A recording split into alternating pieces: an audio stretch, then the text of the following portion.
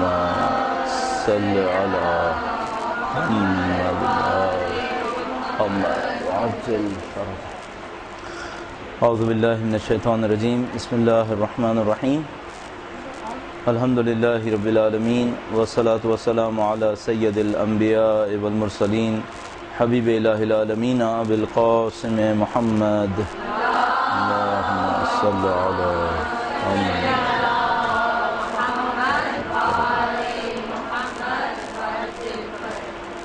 وعلى آله الطيبين الطاهرين سيما بقية الله في الأراضين.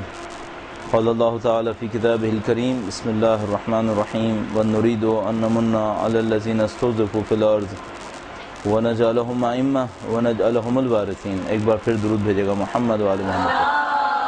اللهم صل على محمد وعجل فرجهم.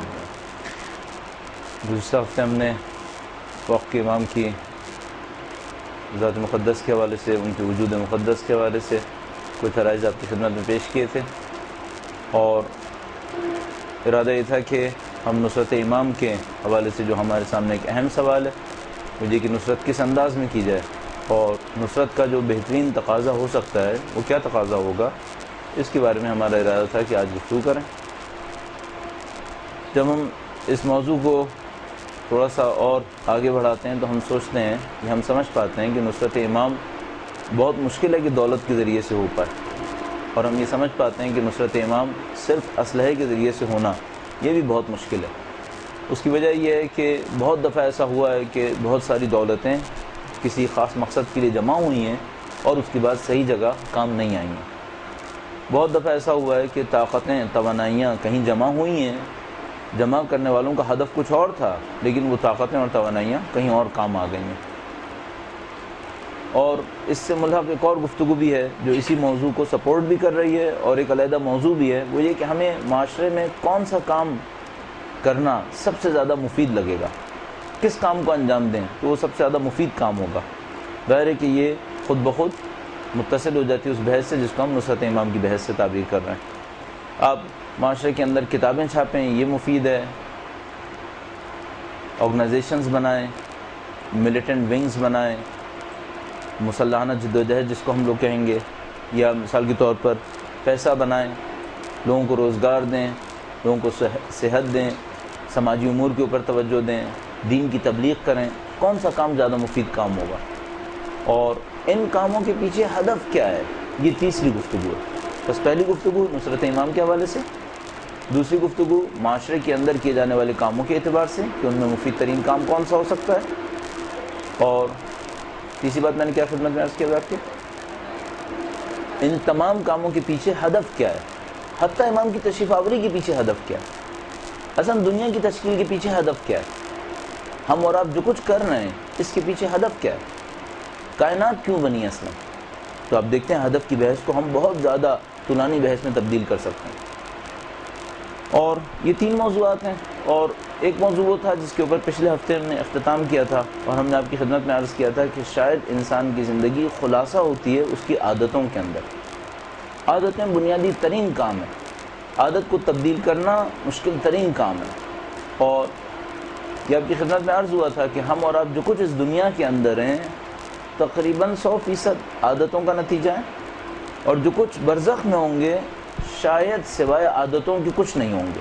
وہاں صرف عادتیں ہی ہوں گی جو ہمیں تشکیل دے رہی ہوں گی، ہمارے اطراف کو تشکیل دے رہی ہوں گی. اور یہ بہت انٹرسٹنگ ٹاپک ہے، انسان کی برزخ کی زندگی. یہ چوتھا ٹاپک ہے جو اس سے متصل ہے. مجھے آج تک سمجھ میں نہیں آیا کہ ہمارے معاشرے میں برزخ کے اوپر اتنی محنت کیوں نہیں ہوئی ہے، اتنا کام کیوں نہیں ہوا ہے.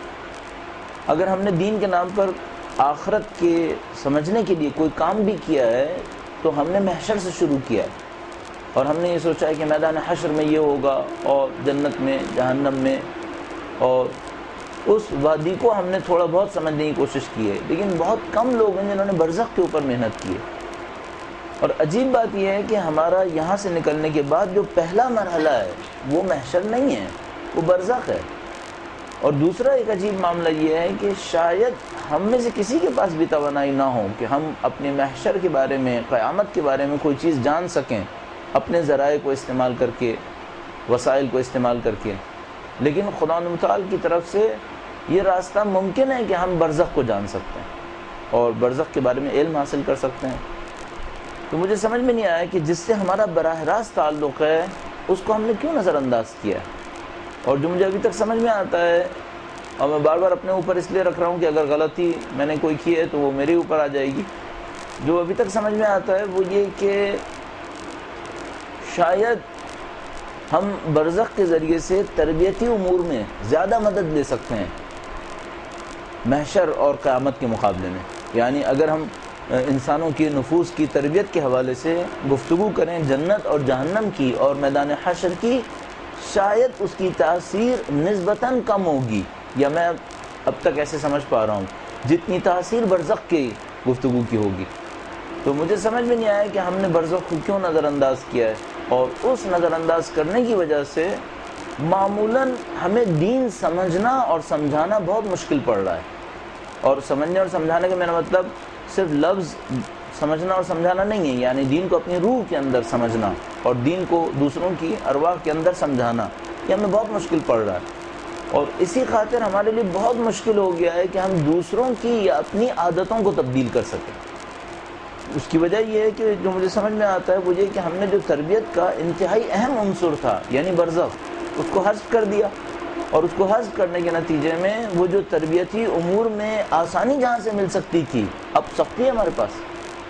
بہت کم خوش قسمت ایسے کوئی دینی تبلیغ کرنے والے ہوں گے جن کی بات سے معاشرے میں انسانوں کے اندر تبدیلی آتی ہو، بہت کم ہے، شاذ و نادر ہیں جن کے کہے سے انسانوں کی ارواح میں تبدیلی آتی ہے، ورنہ معمولاً ایسا ہوتا ہے کہ دین کی تبلیغ گویا ایک طرح کی نعوذ باللہ تعالی فن کی نمائش بن گئی ہے کہ آپ نے اپنے ایک فن کا اظہار کیا ہے، لوگ اس کے اوپر تحسین کرتے ہیں اور گھروں کو چلے جاتے ہیں اور آپ بھی خوش ہوتے ہیں کہ میں نے فن کا اچھا اظہار کیا، لیکن اس کے پیچھے جو اصل ہدف تھا وہ یہ کہ ہم نفوس انسانی کی تربیت کریں، اپنی تربیت کریں، اور اس کے ذریعے سے ایک منصفانہ عادلانہ الہی معاشرے کو قائم کریں۔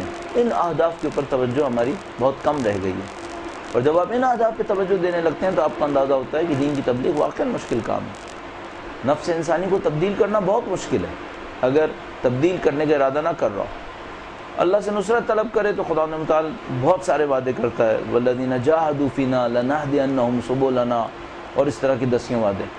بہرحال ان تمام ابحاث کو ہم ایک طرف لا سکتے ہیں، ایک چیپٹر کے اندر لا سکتے ہیں جس کو اب ہم ڈسکس کرنا چاہتے ہیں۔ اس میں نصرت امام بھی شامل ہے کہ ہم امام کی نصرت کیسے کریں گے، اس میں معاشرے کے اندر کیا کردار ہمیں ادا کرنا چاہیے، وہ گفتگو بھی شامل ہے، اور یہ کہ ہمارا ہدف کیا ہے ان تمام باتوں کے پیچھے، اور یہ جو ہم نے برزخ پہ کم توجہ دی ہے اس مشکل کو بھی ہم کسی طریقے سے حل کر سکتے ہیں۔ دوسری گفتگو کے اندر یعنی معاشرے کے اندر ہمارا ہدف کیا ہے، ایک کمپلیکیشن آپ کی خدمت میں عرض کرتا چلوں۔ ہر دینی کام کے پیچھے معمولاً ہر دینی کام کے پیچھے کوئی اس کے نتیجے میں آنے والا سائیڈ ایفیکٹ ہے۔ ہمیں دینی کام کو اس طرح سے کرنا ہوگا کہ وہ سائیڈ ایفیکٹ نہ آئے ہمارے پاس، اور ہم میڈیکل سائنسز کی طرح نہیں ہیں کہ اپنے سائیڈ ایفیکٹ کو فوراً سمجھ سکیں۔ میڈیکل سائنسز میں گرچہ ایک نسل وقت چاہیے ہوتا ہے بعض اوقات سائیڈ ایفیکٹ کو سمجھنے کے لیے، مثلا ممکن ہے کہ 25-30 سال وقت چاہیے ہوتا کہ آپ ایک میڈیسن کے سائیڈ ایفیکٹ کو سمجھ سکیں، لیکن بہرحال وہاں پر یہ موقع ہے کہ وہ اس کام کو کر سکتے ہیں۔ لیکن اگر آپ دین کے معاملے میں بات کریں تو اگر آپ نے ایک معاشرے کے اندر کوئی غلط دینی حکم جاری کر دیا، شاید 70 سال کے بعد پتہ چلے گا کہ آپ کے جاری کیے ہوئے غلط دینی حکم کا اثر کیا ہوا۔ تو آپ سوشل سائنسز کے اندر آپ کے پاس لیبارٹری نہیں ہے، پریکٹیکل سائنسز کے اندر آپ کے پاس لیبارٹری ہے۔ پریکٹیکل سائنسز کی آسانی یہ ہے کہ اس کے اندر لیب ہے، اور سوشل سائنسز کی مشکل یہ ہے کہ اس کے اندر کوئی لیب نہیں ہے۔ انسانی نسلیں اس کی لیب ہیں، اور انسانی نسل بعض اوقات 3 نسل وقت لے لیتی ہے کسی چیز کو ظاہر کرنے میں، یہ ہمارے ساتھ مشکل ہے۔ اور ظاہر دین کے معاملے میں اور زیادہ دشواریاں ہیں کہ آپ کا ایک کام اگر غلط ہوا تو وہ بدعت ہے، اور بدعت 100% حرام ہے اس معنی میں جس میں ہم کہنا چاہ رہے ہیں۔ تو ہمیں بہت زیادہ احتیاط کرنی پڑتی ہے، اور ان سائیڈ ایفیکٹس کو مانیٹر کرنا پڑتا ہے۔ مثال کے طور پر آپ سوچ سکتے ہیں ہاں دین کے معاملے میں کیا سائیڈ ایفیکٹ آ سکتے ہیں۔ مثلا ممکن ہے آپ عبادات کے اوپر بہت زیادہ زور دیں، لوگ معاشرے سے کٹ جائیں، ممکن ہے لوگ آپ علم کے اوپر بہت زیادہ زور دیں، لوگ عمل سے دور ہو جائیں۔ ممکن ہے کہ آپ تنظیم کے اوپر بہت زیادہ زور دیں، لوگ تنظیم کو بت بنا لیں۔ ممکن ہے کہ آپ کتابوں کو چھاپنے کے اوپر زور دیں، پتہ چلے کہ ان کتابوں کا کوئی اثر نہیں ہے، صرف کتاب خانوں کی زینت ہیں۔ ممکن ہے کہ اب آپ میں جتنے آپ کام کہتے چلے جائیں، یہ بھی ممکن ہے، یہ بھی ممکن ہے، بالکل نفس انسانی کی طرح۔ اور یہ جو معاشرہ ہے یہ ایک بڑا نفس انسانی ہے، ایک بڑے کینوس کے اوپر۔ ہمارے اندر چھوٹے نفوس انسانیہ ہیں۔ اتفاقاً بعض علماء اس بات کے قائل ہیں کہ خود معاشرہ ایک علیحدہ وجود ہے۔ البتہ اس کی یہاں پہ کوئی ضرورت نہیں ہے، لیکن میں عرض کر رہا ہوں کہ یہاں پہ بہت سارے مسائل اس طرح کے بن سکتے ہیں۔ بہرحال ان تمام کو ہم سمیٹتے ہیں، اپنے ہدف کو جاننے کی کوشش کرتے ہیں، اور اب ہم ان تمام ابحاث کے پیچھے ایک نئی گفتگو کے اندر داخل ہوتے ہیں، جو میرا اپنے خیال ہے کہ ہم لوگ کا ایک مسنگ لنک ہوتا ہے۔ ہماری تعلیم کے اندر ایک مسنگ لنک ہے، وہ یہ کہ ہم خود نہیں سمجھ پا رہے ہیں کہ ہمیں پہنچنا کہاں ہے، کرنا کیا ہے۔ ہمارے سامنے اجمالی عبارات ہیں، مثال کے طور پر ہم یہاں سے جنت میں جانا چاہتے ہیں، اللہ کی رضایت حاصل کرنا چاہتے ہیں، قربتاً اللہ، اللہ کا قرب حاصل کرنا چاہتے ہیں، لیکن مجھے لگ رہا ہے کہ یہ ساری تعبیرات اجمال ہیں، ان میں تفصیل نہیں ہے، اور اس تفصیل کے نہ ہونے کی وجہ سے ہمیں بالکل پریسائزلی پتہ نہیں ہوتا کہ ہم نے اصل میں جو کام انجام دینا ہے وہ کیا کرنا ہے۔ لہذا پتہ نہیں میرے ساتھ کتنی دفعہ ہوا ہے کہ کوئی مجھ سے آ کر یہ پوچھتا ہے کہ ہم نماز پڑھتے ہیں، روزہ رکھتے ہیں، ہم عزاداری کرتے ہیں، کیا دین میں کوئی کام بچا ہے جو ہمیں کرنا ہے؟ اس کا مطلب کیا ہے؟ اس کے لیے بالکل کلیئر نہیں ہے کہ دین کیا ہے، اور یہ بہت دفعہ ہوا ہے، اور مجھے خدشہ ہے کہ بہت سارے لوگوں کے ساتھ یہ مشکل بنے گی اور بنتی ہوگی کہ وہ تھوڑا سا کام جب دین میں کرتے ہوں گے، عبادات کے اندر، علم کے اندر، تو اپنے آپ سے پوچھتے ہوں گے کہ اب کیا کرنا ہے۔ اور میں آپ سے عرض کر رہا ہوں یہ سوال دسیوں دفعہ ہو چکا ہے، اور ٹھیک ٹھاک پڑھے لکھے لوگوں کی طرف سے ہو چکا ہے، لہذا سمجھ میں آتی ہے بات وہی کہ لوگوں کے لیے کلیئر نہیں ہے کہ ہم نے کہاں پہنچنا ہے۔ اب میں نے عرض کیا آپ کے پاس اجمالی جوابات موجود ہیں، مثلا اللہ کا قرب حاصل کرنا ہے، یہ قرب کیسے نصیب ہونا ہے، اس قرب کی علامات کیا ہیں، آپ کو کتنا نصیب ہوا ہے، اور مثال کے طور پر ہمیں تزکیہ نفس کرنا ہے، تزکیہ نفس کی اصل باریکی کیا ہے، تزکیہ نفس میں کیا کرنا ہے، تزکیہ نفس کو کس طریقے سے حاصل کرنا ہے، اور پھر ہمیشہ ایک سوال، میں کہاں پر ہوں؟ قرب خدا حاصل کرنا ہے، میں قرب خدا میں کہاں پر ہوں؟ اس کے پیرامیٹرز کیا ہوں گے جو مجھے بتا سکیں کہ میں قرب خدا میں کہاں پر ہوں؟ شاید بہت میتھمیٹیکل نہیں ہوگا، بہت کوانٹیٹیو نہیں ہوگا کہ آپ 10 میں سے 5 کے اسکیل پر آ گئے ہیں، مثلا 10 کے اسکیل میں 5 پر آ گئے ہیں، یہ ایسا نہیں ہوگا۔ یہ تو ظاہر کیفیتوں کے اوپر مبنی ہے، تو اس میں مقدار کم آتی ہوگی، لیکن یہ ہے کہ کچھ تو سمجھ میں آئے کہ ہم کہاں کھڑے ہیں۔ ایسا تو نہیں ہو کہ ہم ایسے ہی چلتے چلے جائیں اور ہم اپنی زندگیوں میں 40 سال کی بات سمجھ پائیں، خدا نہ کرے نعوذ باللہ کہ ہم اصلا صحیح راستے پہ تھے ہی نہیں 40 سال میں، ہمیں کچھ اور کر لینا چاہیے تھا۔ تو یہ خدشات سارے ہیں، اس کی خاطر ہم ایک گفتگو کرتے ہیں جس کا اب ہم عنوان تجویز کر سکتے ہیں، مثلا مقصد خلقت، مثلا ہدف خلقت، اور جو بھی عنوان آپ کے ذہن میں پھر بعد میں آتا رہے آپ اس کے لیے انتخاب کر سکتے ہیں۔ درود بھیجیں محمد و آل محمد۔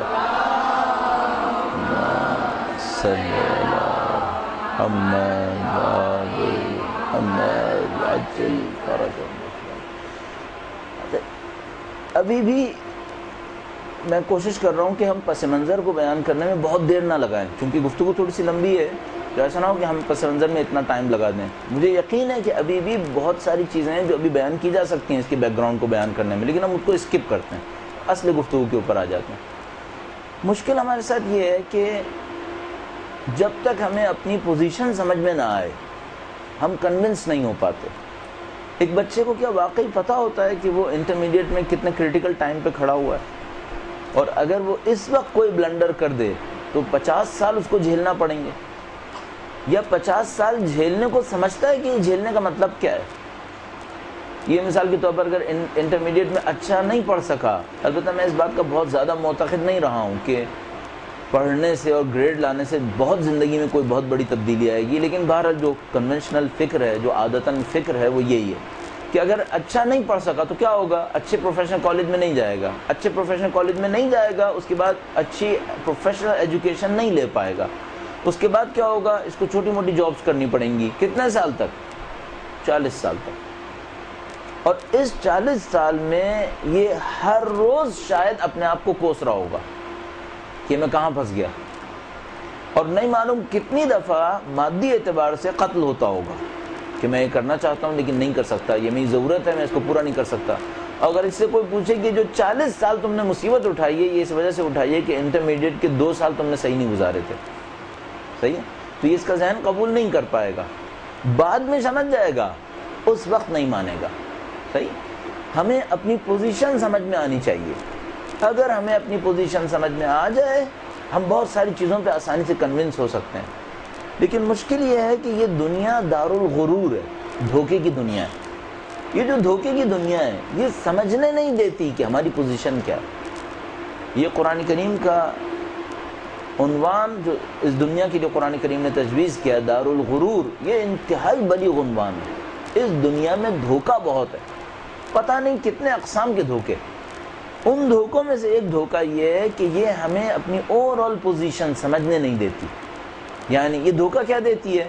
یہ دھوکہ یہ دیتی ہے کم از کم یہ کہ یہیں سے شروع ہوا ہے اور یہی سب کچھ ہے۔ اس دنیا کے بدترین دھوکوں میں سے ایک دھوکہ یہ ہے کہ یہ ہماری پوزیشن کو خراب کروا دیتی ہے ہماری آنکھوں کے سامنے، اور ہمیں اس دھوکے میں ڈال دیتی ہے کہ ہم یہیں سے شروع ہوئے اور یہیں پہ ختم ہو رہا ہے معاملہ۔ قرآن کریم اس جملے کو ارشاد فرماتا ہے کہ نموت ونحیا وما یہلکنا الا الدہر۔ یہ جو دہری لوگ ہیں، سیکولر ہیں، وہ یہ کہتے ہیں کہ ہم یہیں پہ زندہ ہیں، یہیں پہ مریں گے۔ وما یہلکنا الا الدہر، یہ زمانہ ہے جو ہمیں مار رہا ہے۔ وہ نہ سابقہ کے قائل ہیں نہ وہ لاحقہ کے قائل ہیں۔ یہ دنیا کا دھوکہ ہے۔ اچھا آپ کہیں گے ہم مسلمان اس سے بچ گئے، کتنے فیصد مسلمان بچ گئے اس دھوکے سے؟ چاہے وہ لا الہ الا اللہ کہہ رہے ہوں، چاہے وہ قیامت کو مانتے ہوں، لیکن اس دھوکے سے کتنے لوگ بچ پائے ہیں؟ پرسنٹیج میں بہت کم لوگ ہیں جو اس دھوکے سے بچ پائے۔ اچھا اب ہم اس کو سمجھنے کی کوشش کر سکتے ہیں، اور سمجھنے کا مطلب یہ کہ ہماری روح تک اتر جائے۔ وہ کیا ہے؟ مثلا ہم یہ سمجھ سکتے ہیں کہ ہم پہلے اسٹیج میں نہیں ہیں، اس سے پہلے کئی اسٹیجز کو گزار کر آئے ہیں ہم لوگ۔ ہم یہاں پہلی دفعہ نہیں ہیں، یعنی ہماری اسٹارٹنگ یہاں سے ہو، ایسا نہیں ہوا۔ یعنی فرض فرمائیں اگر کوئی انسان 1970 میں پیدا ہوا ہے تو اس کا مطلب ہے اس کا وجود 1970 سے شروع ہوا ہے، ایسا نہیں ہے۔ یہ پہلے بھی بہت کچھ تھا اور اس مرحلے میں آیا ہے، اس کے بعد بھی بہت کچھ ہوگا، صحیح۔ بس پہلی بات تو یہ کہ ہم یہاں اس دنیا کو پہلا مرحلہ تعبیر نہیں کر سکتے۔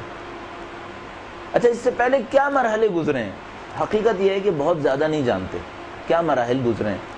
مختلف چیزیں سمجھ میں آ رہی ہیں، مختلف چیزیں کہی گئی ہیں، بیان کی گئی ہیں۔ مثلا عالم زر بیان کیا گیا ہے کہ جہاں پر خدا نے ہم سے وعدہ کیا ہے اور بنی آدم کو تمام ایک جگہ جمع کر کے ذروں کی شکل میں خدا تعالیٰ نے وعدہ کیا ہے، لیکن یہ کہ ہم کوئی 100% اطمینان نہیں کر سکتے کہ ہم ان پہلے مرحلوں میں کیا رہے ہوں گے۔ لیکن یہ بات سمجھ میں آتی ہے یہ کہ ہم یہاں سے شروع کر رہے ہیں اپنے وجود کو، ایسا نہیں ہے۔ پھر ایک اور کوشچن بھی اس سے بھی امپورٹنٹ، وہ یہ کہ کیا یہ کائنات اور وجود میں کیا فرق ہم لے سکتے ہیں؟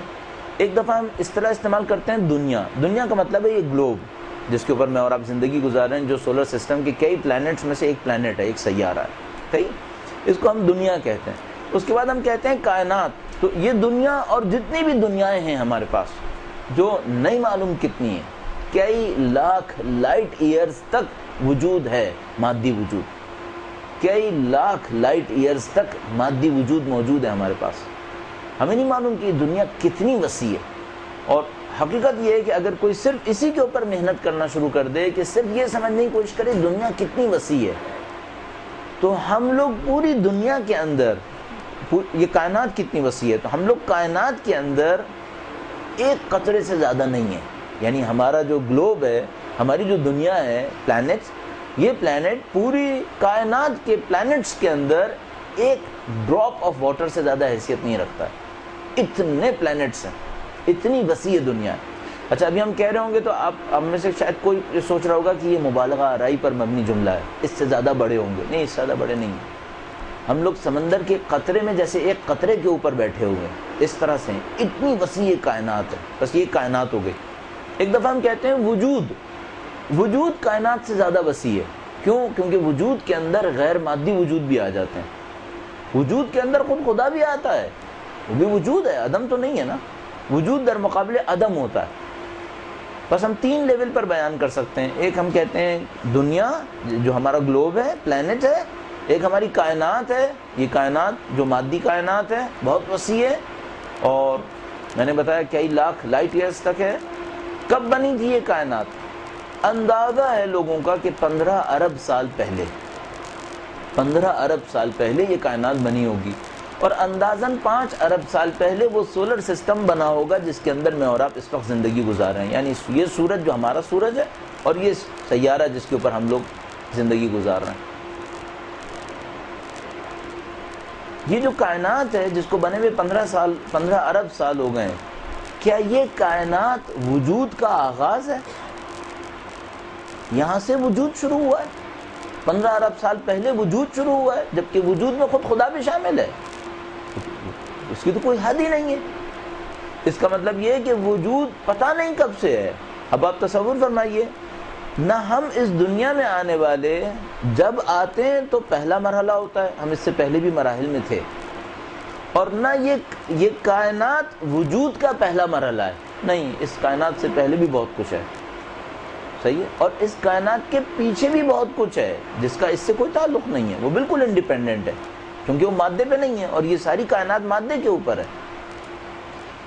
آپ اس بات کو احساس فرما رہے ہیں کہ ہم مثال کے طور پر یہ جو مادی کائنات دیکھ رہے ہیں، اس کے پیچھے بہت کچھ ہونا چاہیے جو مادہ نہیں ہے. مثلا آپ یہ نہیں سمجھے میں مائکروسکوپک فنومیناز کو کہہ رہا ہوں، نہیں، وہ بھی مادہ ہیں. جو مائکروسکوپ سے نظر آ رہا ہے وہ بھی مادہ ہے، اور جو کچھ آپ ٹیلیسکوپ سے دیکھیں گے وہ بھی مادہ ہوگا. ان کے پیچھے کچھ اور ہونا چاہیے، جیسے مثال کے طور پر فرشتے جو غیر مادی وجود ہیں. صحیح ہے.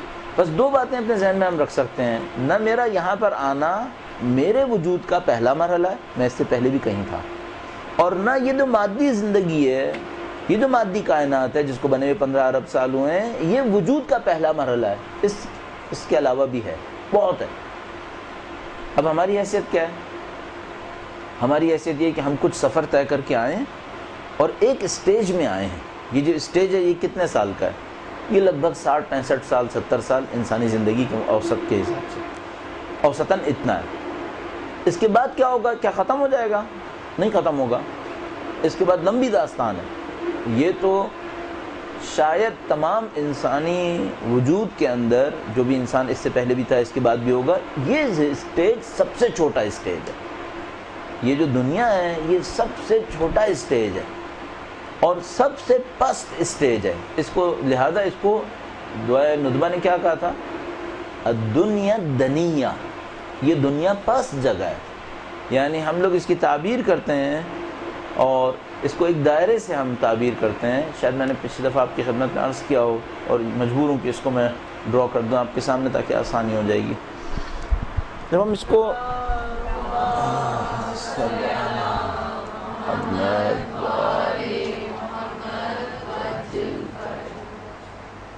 اس کو تعبیر کرنے لگتے ہیں تو ہم اس طرح سے کہتے ہیں کہ جیسے یہاں پر ہم اللہ کا وجود تصور کریں تو ہم اس جگہ کو دنیا تصور کریں گے، اور ہم بہت سارے موجودات کو اس دائرے میں گھومتے ہوئے یہاں تک آتا دیکھتے ہیں، اور پھر اس دائرے میں دوبارہ ڈیولپ ہو کر یہاں تک پہنچتا دیکھتے ہیں. تو ہم 2 ہاف سرکلز میں اپنی زندگی کا خلاصہ کر سکتے ہیں. ہماری زندگی جو بہت وسیع ہے، یہ دنیا بہت چھوٹی ہے. اس حصے کو ہم کہہ سکتے ہیں انا للہ، اور اس حصے کو کہہ سکتے ہیں وَإِنَّا إِلَيْهِ راجعون. ہم یوں ہیں کہ ہم کہیں سے آئے ہیں، اگر میں کہوں کہ گر کر، اور اس دنیا میں ہیں، اور کہیں سے جائیں گے، اس دنیا سے نکل کر پھر جائیں گے، لیکن اب جو جائیں گے وہ بلندی کی طرف جائیں گے. اچھا، یہ سب کا قطعی مقدر ہے، سب نے یہی کرنا ہے، سب کے ساتھ یہی ہونا ہے. اچھا، اب فرق کیا ہوگا؟ کچھ لوگ یہاں سے نکلیں گے، مثال کے طور پر ابھی ہم سمبولک ٹرمز میں اس کو 3 مرحلوں میں تقسیم کر لیتے ہیں کہ ہم یہاں سے نکلیں گے، ایک عالم میں جائیں گے، پھر یہاں سے ایک اور عالم میں جائیں گے، اور پھر یہاں سے ایک اور عالم میں جائیں گے. کچھ لوگوں کے ساتھ ایسا ہوگا کہ وہ جب یہاں پر آئیں گے اور اپنا وقت گزاریں گے تو یہاں اسٹک ہو جائیں گے، یہاں پہ رک جائیں گے، اور رکنے کے نتیجے میں جو کچھ لوگ بہت تیزی سے ان عالموں کو گزرتے ہوئے پرواز کر جائیں گے آگے، یہ لوگ بہت ٹائم لگا دیں گے یہیں پر، لاکھوں سال اسی دنیا کی مصیبت کو جھیلتے جھیلتے لگا دیں گے۔ اب میں بہت سمبولک عرض کرتا ہوں، تو ہم اس طرح کہہ سکتے ہیں کہ جب ہم یہاں پر آتے ہیں تو ہم زیرو پر ہوتے ہیں، صحیح ہے؟ اور فرض کر لیتے ہیں ہمیں یہ ٹاسک دیا گیا ہے کہ جب آپ یہاں سے ایگزٹ کریں، تو بہت تھوڑا سا ٹائم ہے آپ کے پاس یہاں پر، جب آپ یہاں سے جانے لگیں تو آپ کے پاس 100 ہو۔ فرض کر لیتے ہیں کہ آپ کو ہدف یہ دیا گیا ہے کہ آپ زیرو پر آئیں گے، اور اب آپ جب یہاں سے جانے لگیں تو آپ کے پاس 100 ہونا چاہیے۔ اس 100 کو ہم کیا کہہ سکتے ہیں؟ اس کو ہم کہہ سکتے ہیں تزکیہ نفس، کہ آپ نے تزکیہ نفس کر لیا ہو، صحیح ہے؟ آپ کو ایک ٹاسک دے دیا گیا۔ بدقسمتی سے کچھ لوگ جب یہاں سے ایگزٹ کرتے ہیں تو وہ -100 میں چلے جاتے ہیں، کچھ لوگ جب یہاں سے جاتے ہیں تو +500 میں چلے جاتے ہیں، اور کچھ لوگ ان بٹوین کہیں نہ کہیں موو کر رہے ہوتے ہیں۔ تو سمبولک ٹرمز میں علامتی طور پر ہمیں 65 سال وقت دیا گیا ہے، مثال کے طور پر ہمیں ایک ٹاسک دے دیا گیا اور ہمیں بتا دیا گیا قد افلح من زکاہا وقد خاب من دساہا، صحیح؟ 100 فرض کر لیتے ہیں یہ تزکیہ نفس ہے، جو قد افلح، جو کامیاب ہو جائے گا، 100 پہ آئے گا، کامیاب ہو جائے گا۔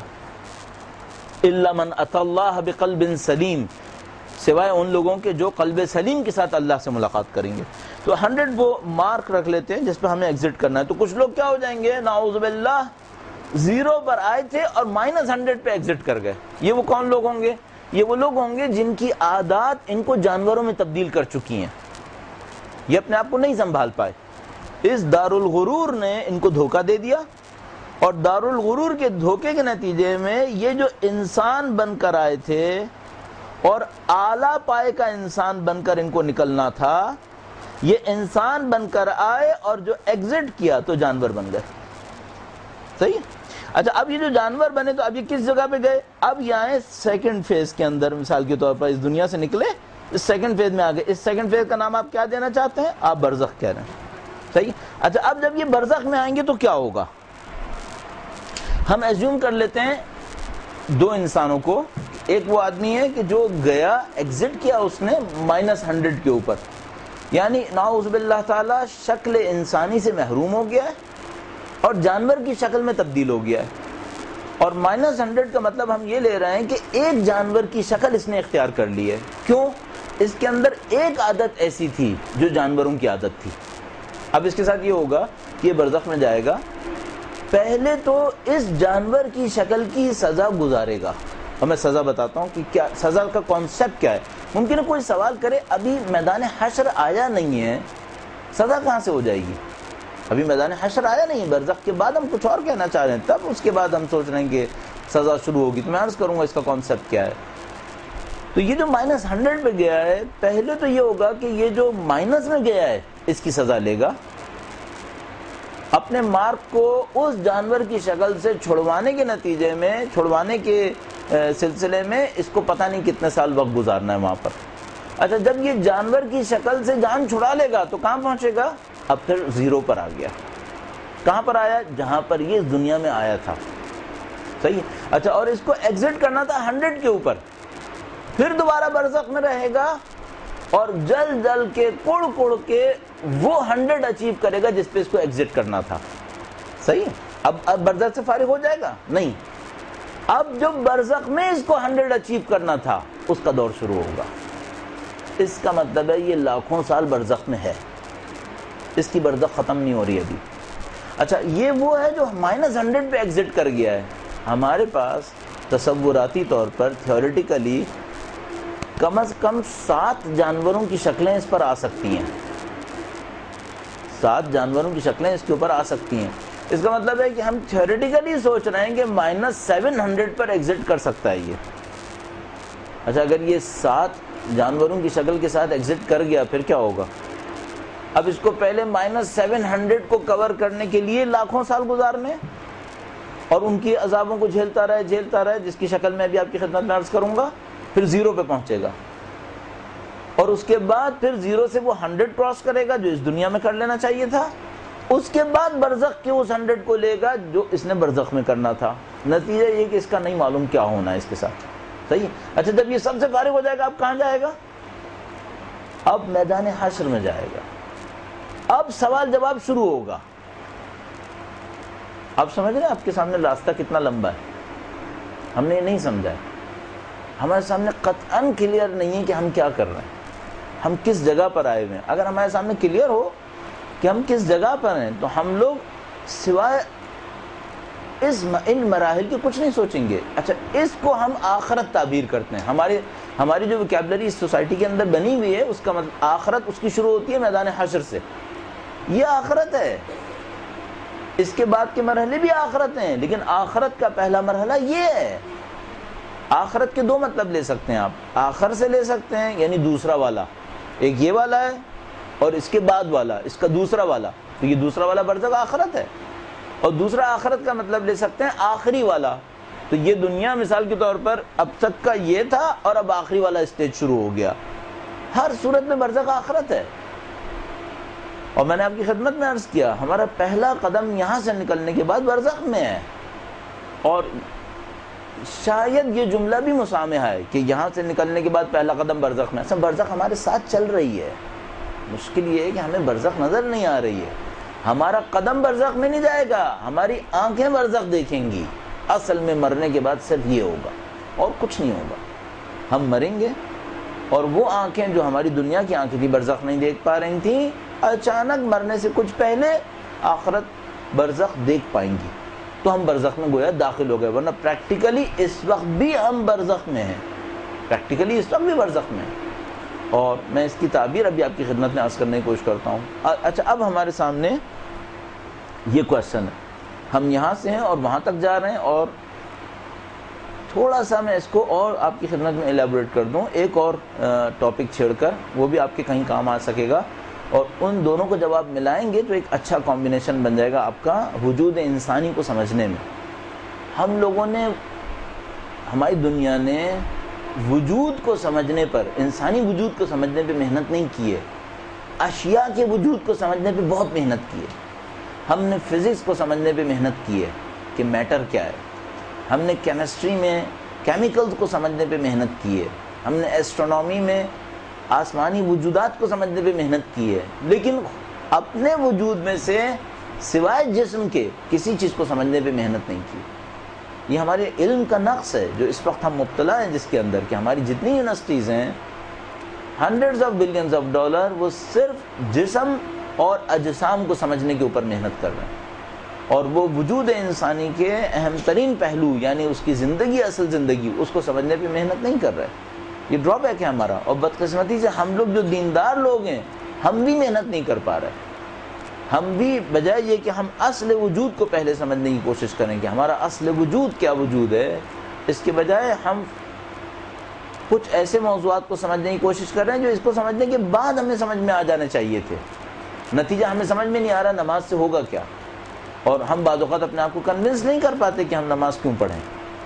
پڑھ لیتے ہیں جبراً کیونکہ پتہ ہے نہیں پڑھیں گے تو پھر ہمیں قیامت میں مشکل کا سامنا کرنا پڑے گا. لیکن ہم اس کے اثرات کو نہیں سمجھ پاتے کہ جو اچھی نماز ہے ہم پہ کیا اثر چھوڑے گی. اور اسی طرح اخلاقیات کے اندر ہمارے سامنے ضعف آتا ہے. تو ہم ایک اور گفتگو کرتے ہیں اور اس مسئلے کو تھوڑا سا اور ایلیبریٹ کرتے ہیں. درود بھیجیں محمد و آل محمد.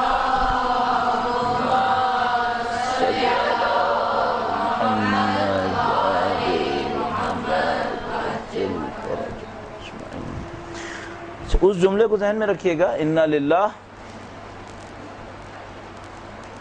و انا الیہ راجعون. اور وہ اچھا ہم اس کو دو سرکل بس کہتے ہیں, یعنی ایک سرکل کے دو حصے. اچھا ٹیکنیکلی اس کو قوس تعبیر کرتے ہیں. قوس عربی میں کہتے ہیں کمان کو, قوس کمان کو کہتے ہیں. یہ جو سوری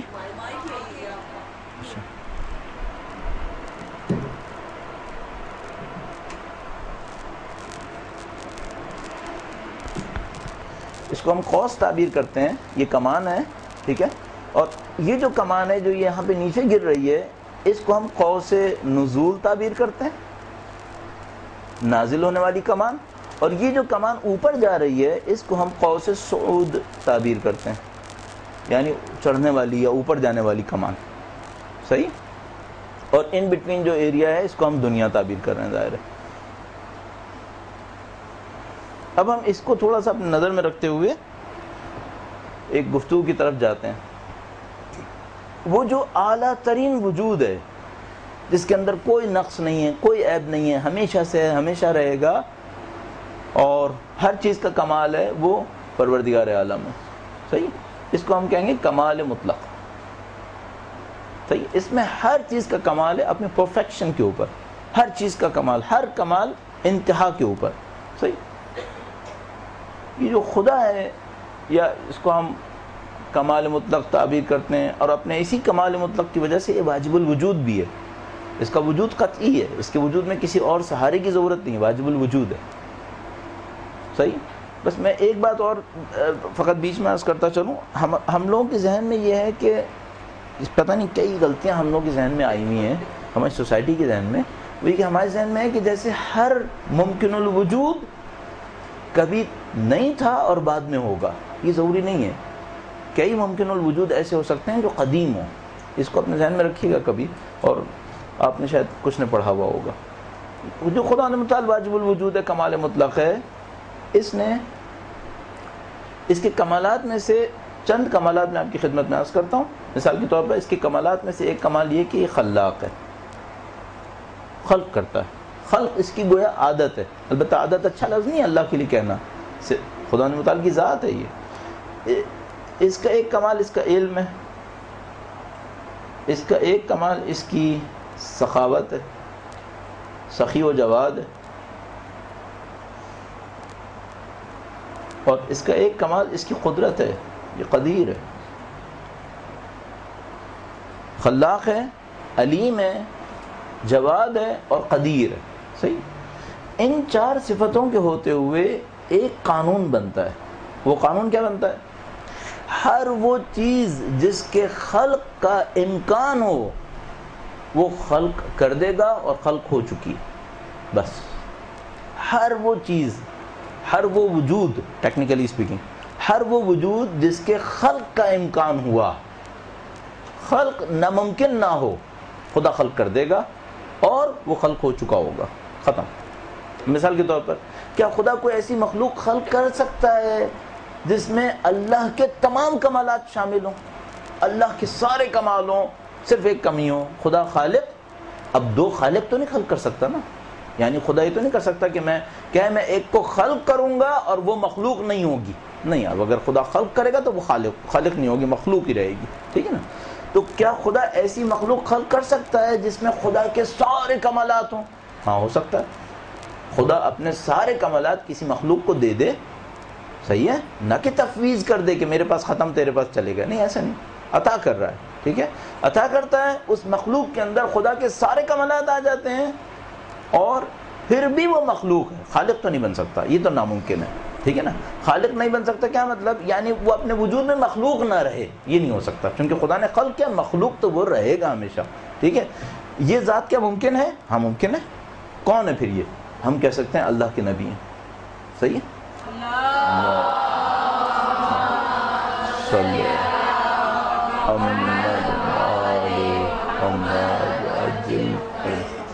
خدا کمال مطلق ہے، یہ بھی کمال مطلق ہے، صرف ایک فرق کے ساتھ. خدا مخلوق نہیں ہے، یہ مخلوق ہے. اچھا، اب آپ نے دیکھا میں نے نہیں کہا خدا خالق ہے، یہ مخلوق ہے. میں نے نہیں کہا. یہ مخلوق تو ہے لیکن اپنی ٹرن پر یہ بھی خالق ہے. وہ کیسے؟ آپ کہیں تو شرک ہو گیا. نہیں، شرک نہیں ہوا. آپ کے پاس علم ہے یا نہیں ہے؟ علم ہے. تو کیا علیم کے ساتھ آپ شریک ہیں؟ نہیں. آپ کا علم آپ کا دیا ہوا علم ہے، اس کا علم خود کا علم ہے. صحیح. تو ہم خدا کی صفات کو اگر کسی مخلوق کے اندر دیکھتے ہیں تو یہ شرک نہیں ہے. آپ کے پاس ارادہ ہے یا نہیں ہے؟ ہے ارادہ. آپ زندہ ہیں یا نہیں ہیں؟ زندہ ہیں. تو خدا حی ہے اور آپ بھی حی ہیں. تو ہم کہیں گے نہیں، میرا اور آپ کا حی ہونا محدود ہے، اور خدا نے متعال کا حی ہونا لا محدود ہے. میرے اور آپ کے پاس علم محدود ہے، غلطی کا امکان ہے، عطا کیا ہوا ہے. اس کے پاس علم ہے، نہ غلطی کا امکان ہے، نہ عطا کیا ہوا ہے، نہ محدود ہے بلکہ لا محدود ہے. صحیح. بس خدا نے متعال کی اوصاف کا کسی بندے سے نسبت دینا، اس فرق کو ذہن میں رکھتے ہوئے، یہ شرک نہیں ہے. ہم اور آپ ہیں نا اس طرح سے. ٹھیک ہے. بس یہ خالق، یہ مخلوق ہے. میں نے عرض کیا اپنے باری پہ خود بھی خلق کرے گا، ٹھیک ہے، اور آپ بھی خلق کر رہے ہیں. میں نے پچھلی دفعہ آپ کی خدمت میں شاید عرض کیا تھا، نہیں کیا تھا، ہم اور آپ مسلسل خلق کر رہے ہیں. صرف ہم لوگ وہ خالق ہیں جس کو اپنے مخلوق کے بارے میں پتہ نہیں ہے، اور مریں گے تو نظر آئے گی ساری. ہم دنیا بنائے بیٹھے ہیں، دنیا بنائے بیٹھے ہیں، ہمیں نہیں پتہ. جیسے آنکھ کھولیں گے پتہ چلے گا یہ ساری تمہاری مخلوق ہے، اب اس کو سنبھالو، اچھی ہو تو خوش قسمتی. تو یہ خدا متعال ہے، ایک ایسی مخلوق خلق کر سکتا ہے جس کے اندر سب امکانات ہوں، سب کمالات ہوں. ہم بالکل کر سکتا ہے. نبی کی ذات کو خلق کیا، صحیح. اب اسی نور سے نہیں معلوم کیا کیا خلق ہوا ہے، نہیں معلوم. اللہ کے نبی نے فرمایا میں اور علی علیہ السلام ایک ہی نور سے خلق ہوئے.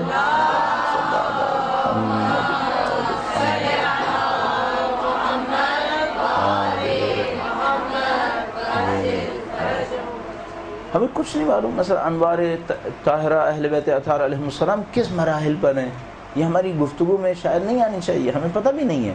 اور شاید پراسرار ترین وجود اس تمام میں، اگر پراسرار کی منفیات کو ہم نکال دیں، صرف مثبتات کو ذہن میں رکھیں، تو پراسرار ترین وجود بی بی کا وجود ہے. حقیقت یہ ہے.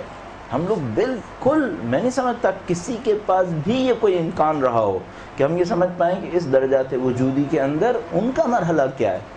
اس کی وجہ یہ ہے کہ یہ جو انسان کامل ہے، یہ جو کمال مطلق ہے، جو ہمارے فہم شعور کے مطابق اس میں اور خدا میں کوئی فاصلہ نہیں ہے، یہ ان کے احترام میں کھڑے ہو رہے ہیں. اب یہ سمجھ میں نہیں آتی بات کہ یہاں پہ کیا ہو رہا ہے. اور اللہ کے رسول کا قول موجود ہے بی بی کے بارے میں کہ یہ سر من اسرار اللہ تعالی، وہ اللہ کے رازوں میں سے ایک راز ہے. تو ہم سمجھتے ہیں کہ یہاں پر کچھ ہے، لیکن ہم اس کو ٹچ نہیں کرتے کہ کیا ہے، یہ ہمیں نہیں معلوم. ہم ڈراپ کرتے ہیں اس بات کو، اور ہم سوچتے ہیں اللہ کو ایسی مخلوق خلق کر سکتا ہے جس کے اندر سارے کمالات ہوں. ہاں کر سکتا ہے، کر دیا. جیسے ہی کہیں گے کر سکتا ہے، اس کا مطلب ہے ہو گیا، ختم. کیونکہ رکاوٹ کوئی نہیں ہے نا. اچھا رکاوٹ کیوں نہیں ہے؟ خدا خلاق ہے، خلق اس کی عادت ہے، علم ہے اس کے اندر، کوئی چیز پنہا نہیں ہے، جود و سخا رکھتا ہے، کنجوسی نہیں کرتا، اور طاقت میں کوئی اس کا حریف نہیں ہے. تو کیوں نہیں خلق کرے گا سر؟ یہ چار صفتیں قطعی کر رہی ہیں کہ خدا ہمیشہ خلق کرے گا ہر وہ چیز جس کے خلق کا امکان ہوگا. اس خاطر میں عرض کر رہا ہوں آپ کی خدمت میں کہ بہت سارے ممکن الوجود ایسے ہوں گے جو قدیم ہوں گے، کیونکہ ایک سیکنڈ بھی تصور نہیں کیا جا سکے گا کہ خدا ہو اور اس نے خلق نہ کیا ہو، کیونکہ وہ خلاق ہے. پھر اس سیکنڈ میں سوچنا پڑے گا کہ خدا خلاق نہیں تھا، نعوذ باللہ تعالیٰ. یہ تصور بہت عجیب ہو جائے گا کہ ہمیں بہت سارے ممکن الوجود قدیم ملیں گے. پھر تو یہ ایک معاملہ. اچھا اب ہم سوچتے ہیں کیا خدا ایسی مخلوق خلق کر سکتا ہے جس میں کوئی کمال نہ ہو، صرف ایک کمال ہو؟ وہ کیا؟ وہ ہو، معدوم نہ ہو، موجود ہو، پھر کوئی کمال نہ ہو اس کے اندر. ہاں یہ ہو سکتا ہے. وہ کیا ہو گیا؟ مثال کے طور پر جمادات. ان میں صرف ایک کمال ہے کہ یہ ہیں، یہ موجود ہے، معدوم نہیں ہے، عدم نہیں ہے، موجود ہے. ٹھیک ہے، اس میں بس ایک کمال ہے. اچھا یہ کامل ترین مخلوق خلق کر سکتا ہے، خلق کر دیا. ناقص ترین خلق کر سکتا ہے، خلق کر سکتا ہے، خلق کر دیا. اچھا کچھ ایسی مخلوقات خلق کر سکتا ہے جن کے اندر تمام کمالات ہوں، کام کے اعتبار سے ان کو کمال دے دیے گئے ہوں، جو اس کا کام ہو اس کے حساب سے اس کو کمال دے دیا جائے، باقی کمالات کی اس کو خبر ہی نہ ہو اصلا. ہو سکتا ہے. ہم مثال کے طور پر سوچتے ہیں ہاں فرشتے ایسے ہی ہوں گے، کمال دیا گیا ہے، باقی کمالات کو ظاہر جانتا بھی نہیں ہے زیادہ. جتنا کام ہے اتنا کمال اس کے اندر ہے، اس میں پرفیکشن ہے، اس میں کوئی کمی نہیں ہو سکتی. پھر مثال کے طور پر اگر کام یہ ہے کہ علم پہنچائے، اس میں کامل ہے، اس میں کوئی نقص نہیں ہوگا. اگر کمال یہ ہے کہ روح قبض کرے، اس میں نقص نہیں ہوگا. اس کمال کے، اس کام کے جتنی ریکوائرمنٹس ہیں وہ اس کے اندر ہوں گی. لیکن کیا یہ اس نے حاصل کی ہوں گی؟ نہیں، اس کو دی گئی ہیں. کیا اس کو اس کے اوپر ریوارڈ ملے گا، انعام ملے گا؟ نہیں، انعام بھی نہیں ملے گا، کیونکہ دی گئی ہیں، انعام بھی نہیں ملے گا. ٹھیک ہے. اچھا اب جو ہم نے صرف فرشتے لکھ دیا، اس میں بھی دسیوں مراحل ممکن ہیں. اعلیٰ فرشتے، کم مرتبے کے فرشتے. اب ایک بہت کریٹیکل کویشچن ہے جو ہماری سوسائٹی پھر مس کر رہی ہے اس کو، اور ہمیں اپنی سوسائٹی میں بہت سارے کویشچنز کئی نسل پہ جا کے صحیح کرنے پڑیں گے. ہماری سوسائٹی میں بہت سارے کویشچنز ایک مسٹیک کی طرح جم گئے ہیں، اور وہ اتنے جم چکے ہیں کہ اب وہ ہل نہیں پا رہے ہیں. اور جو لوگ سمجھ رہے ہیں وہ جرأت بھی نہیں کر رہے کہ اب ان کو ہلائیں. تو ہمیں بہت نسلیں لگا کے وقت ان غلطیوں کو کہیں نہ کہیں صحیح کرنا پڑے گا. مثال کے طور پر کیا فرشتوں میں قطعاً کہیں سے کہیں تک کوئی ارادہ نہیں ہے؟ کوئی فرشتہ اس کیٹیگری کا نہیں ہے جس میں ارادہ ہوتا ہو. ہمارے خیال میں کوئی فرشتہ ایسا نہیں ہے جو اس کیٹیگری میں آئے کہ اس میں ارادہ ہے. ہمارے خیال میں ایسا کوئی فرشتہ نہیں ہے. اور ہم خود قبول کر رہے ہیں کہ کسی فرشتے کو سزا ملی ہو اور سید الشہداء نے شفاعت کی ہو. صحیح؟ اللہم صلی علی محمد.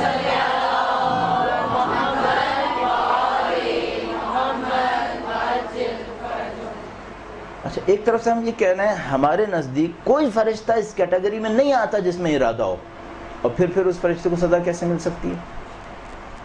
یعنی خدا یہ نہیں کرے گا کہ خود کوئی اسائنمنٹ دے اور دیے ہوئے اسائنمنٹ کے اوپر اس کو سزا بھی دے.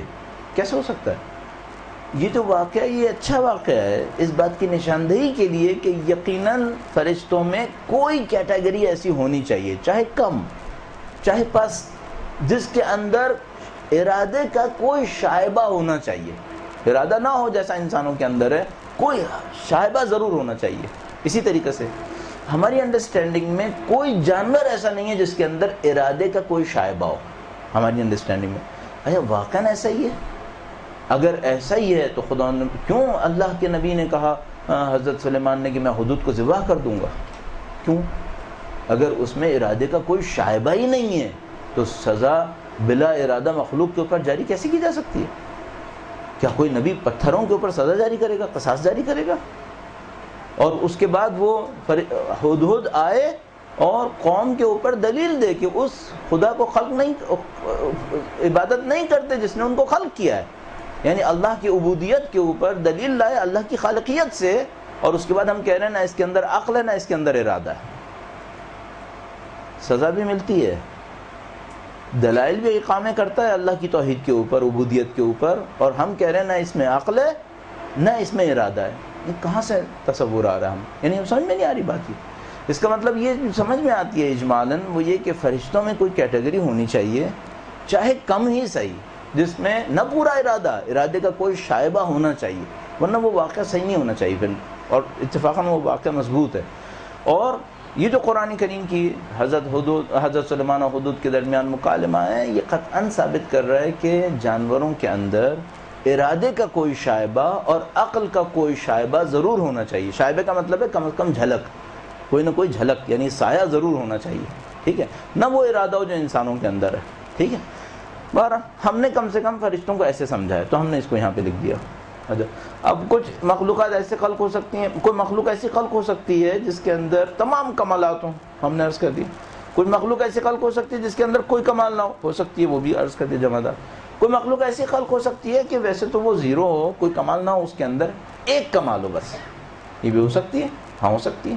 مثلا کیا ہے؟ مثلا نباتات، ان کے اندر جمادات کی طرح وجود ہے، ایک کمال ہے، اور ایک اضافی کمال ہے. وہ کیا ہے؟ ان کے اندر رشد بھی ہے، گروتھ بھی ہے، گروتھ بھی کرتے ہیں.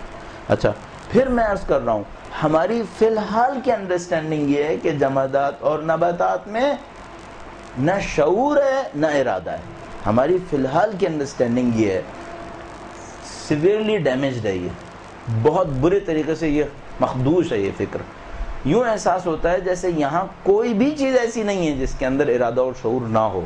لیکن بہرحال اس وقت ہماری انڈرسٹینڈنگ یہ ہے کہ ان جمادات میں، ان نباتات میں شعور نہیں ہے، ارادہ نہیں ہے. اس میں صرف ایک کمال ہے کہ یہ موجود ہے، اور اس میں کمال وجود کے اوپر ایک اور کمال ہے کہ اس کے اندر رشد بھی ہے. ٹھیک ہے. اچھا اب اس سے بڑھ کر کوئی اور ہو سکتی ہے؟ ہاں ہو سکتی ہے. وہ کیا ہے؟ ہماری انڈرسٹینڈنگ کے مطابق حیوانات، ان کے اندر دو کمال ہوئے، وجود بھی ہے، رشد بھی ہے، اور حرکت بھی ہے. کم سے کم ہماری جو رائج فکر ہے اس میں وجود ہے، اس میں رشد ہے، ڈیولپمنٹ ہے، گروتھ ہے اس کے اندر، اور اس کے اندر موومنٹ بھی ہے، ڈیلیبریٹ موومنٹ بھی ہے. اس کی نشانی کیا ہے؟ اس کی نشانی ہم لوگ اپنی زندگی میں دیکھ رہے ہیں کہ مثلا کسی پرندے کو بلاتے ہیں تو آ جاتا ہے، کسی پرندے کو پتھر بھی دکھاتے ہیں تو مثلا پرندہ پتھر دیکھ کے چلا جاتا ہے. بعض اوقات ایسا ہو رہا ہے. جانوروں کے اندر کثرت سے ہم دیکھ رہے ہیں، ان کو ٹرین کیا جا رہا ہے. بلکہ ابھی کچھ دن پہلے یہ ثابت ہوا کہ ڈالفنس جو ہیں وہ انسانوں کی طرح مکالمہ کرتی ہیں ایک دوسرے کے ساتھ. اور مثلا بندروں کے بارے میں پتہ نہیں کتنا زیادہ اس کے اوپر کام ہوا ہے اور مختلف چیزیں. بہرحال ہمارے پاس ابھی تک اتنا ہے. ٹھیک ہے. اچھا اب سوال یہاں پر ہے کرٹیکل، وہ یہ کہ کیا خدا ایسی کوئی مخلوق خلق کر سکتا ہے جو کمال اور نقص میں بالکل بیچ میں آ جائے؟ کر سکتا ہے؟ کیا مشکل ہے؟ نہیں اتنی جلدی نہ کریں جی، بیچ میں آ جائے. ٹھیک ہے یہ ہو سکتا ہے؟ ہاں ہو سکتا ہے. اچھا اب کیا کوئی ایسی مخلوق خلق کر سکتا ہے جو کمال اور نقص میں کسی بھی مرحلے پر نہ ہو اور پوٹینشل ہو کہ کسی بھی مرحلے پہ پہنچ جائے؟ ہاں یہ بھی کر سکتا ہے. یعنی بعض کو ایسا خلق کر سکتا ہے کہ جو فکسڈ ہوں اپنے بریکٹ کے اندر، وہاں سے موو نہیں کریں گے. جیسے جمادات موو نہیں کریں گے ہماری انڈرسٹینڈنگ کے مطابق، کنونشنل انڈرسٹینڈنگ کے مطابق. نباتات موو نہیں کریں گے جیسا کہ ہم سمجھ رہے ہیں، اور حیوانات موو نہیں کریں گے جیسا کہ معمولاً رائج ہے. ہماری کنونشنل فکر یہ ہے کہ یہ بریکٹس موو نہیں کر رہی ہیں. صحیح ہے. تو کیا خدا متعال کو ایسی مخلوق خلق کر سکتا ہے جس کے اندر کوئی بریکٹ طے نہ ہو اور کسی بھی بریکٹ میں جانے کا امکان ہو؟ ہاں کر سکتا ہے. یہ ہے انسان.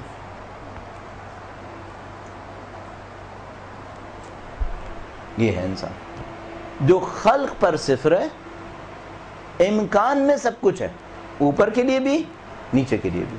ہاں یہ ہے. یعنی مثال کے طور پہ آپ کہتے ہیں کیا کوئی انسان گاڑی بنا سکتا ہے؟ ہاں بنا سکتا ہے. کیا کوئی انسان جہاز بنا سکتا ہے؟ ہاں بنا سکتا ہے. لیکن وہ گاڑی پھر جہاز نہ بنے؟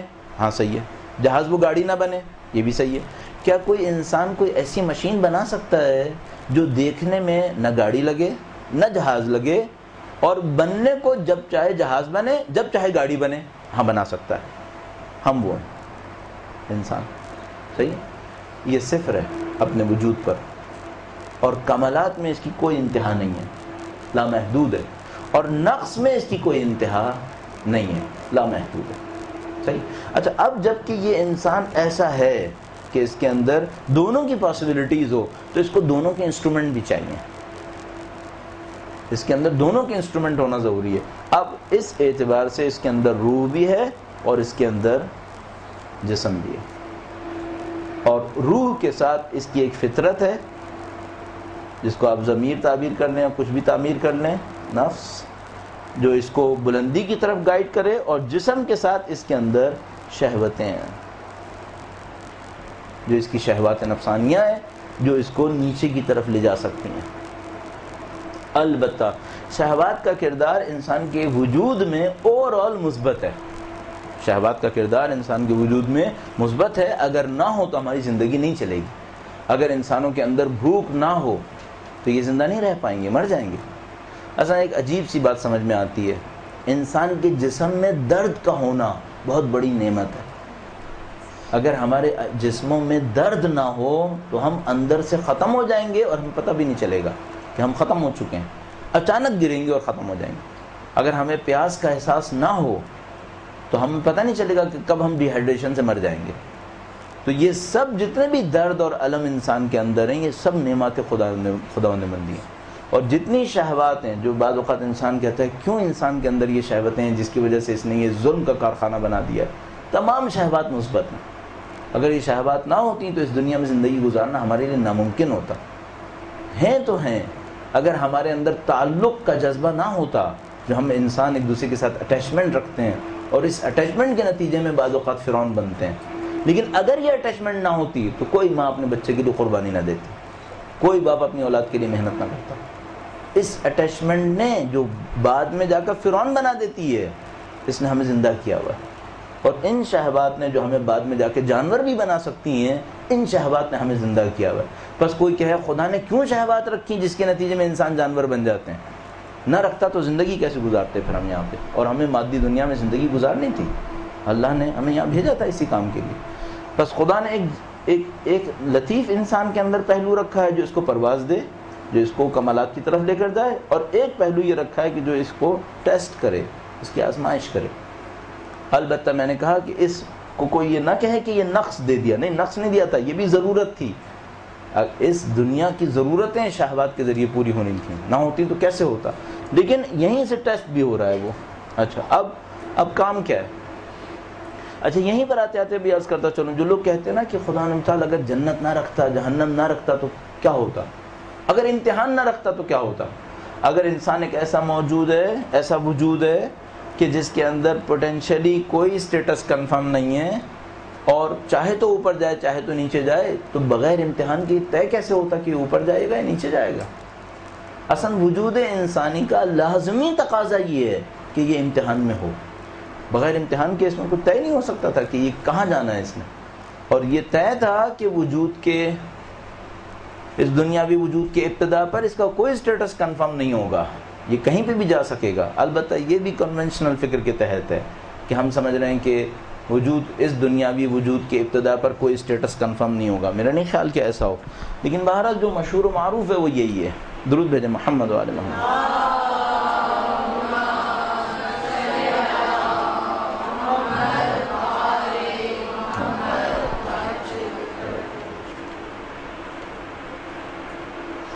اب تک یہ طے ہوا کہ ہمارے پاس اس طرح کی ایک سیکوینس ہے اور ایک کمال مطلق ہے اور ایک نقص سے مطلق ہے، اور انسان وہ ہے جو دونوں کے درمیان میں ہے اور اپنے اندر موجود دونوں پہلوؤں کے ذریعے سے یہ طے کرتا ہے کہ اس کو کس طرف جانا ہے، اس کو آیا کمال کی طرف جانا ہے یا نقص کی طرف جانا ہے. اور میں نے عرض کیا آپ کی خدمت میں کہ اس کے اندر ضمیر ہے اور فطرت الہیہ ہے، روح خدا ہے، اور اس کے اندر شہوات ہیں اور جسم اور شہوات ہیں جو اس کو منفیات کی طرف لے جا سکتے ہیں. اب اس گفتگو کو سوچئے گا اور وہ جو الٹے ہاتھ کے اوپر آپ کی ڈائیگرام بنا ہوا ہے اس کو سوچئے گا. اب ہم کہاں پر آئے دونوں کو ملانے کے نتیجے میں؟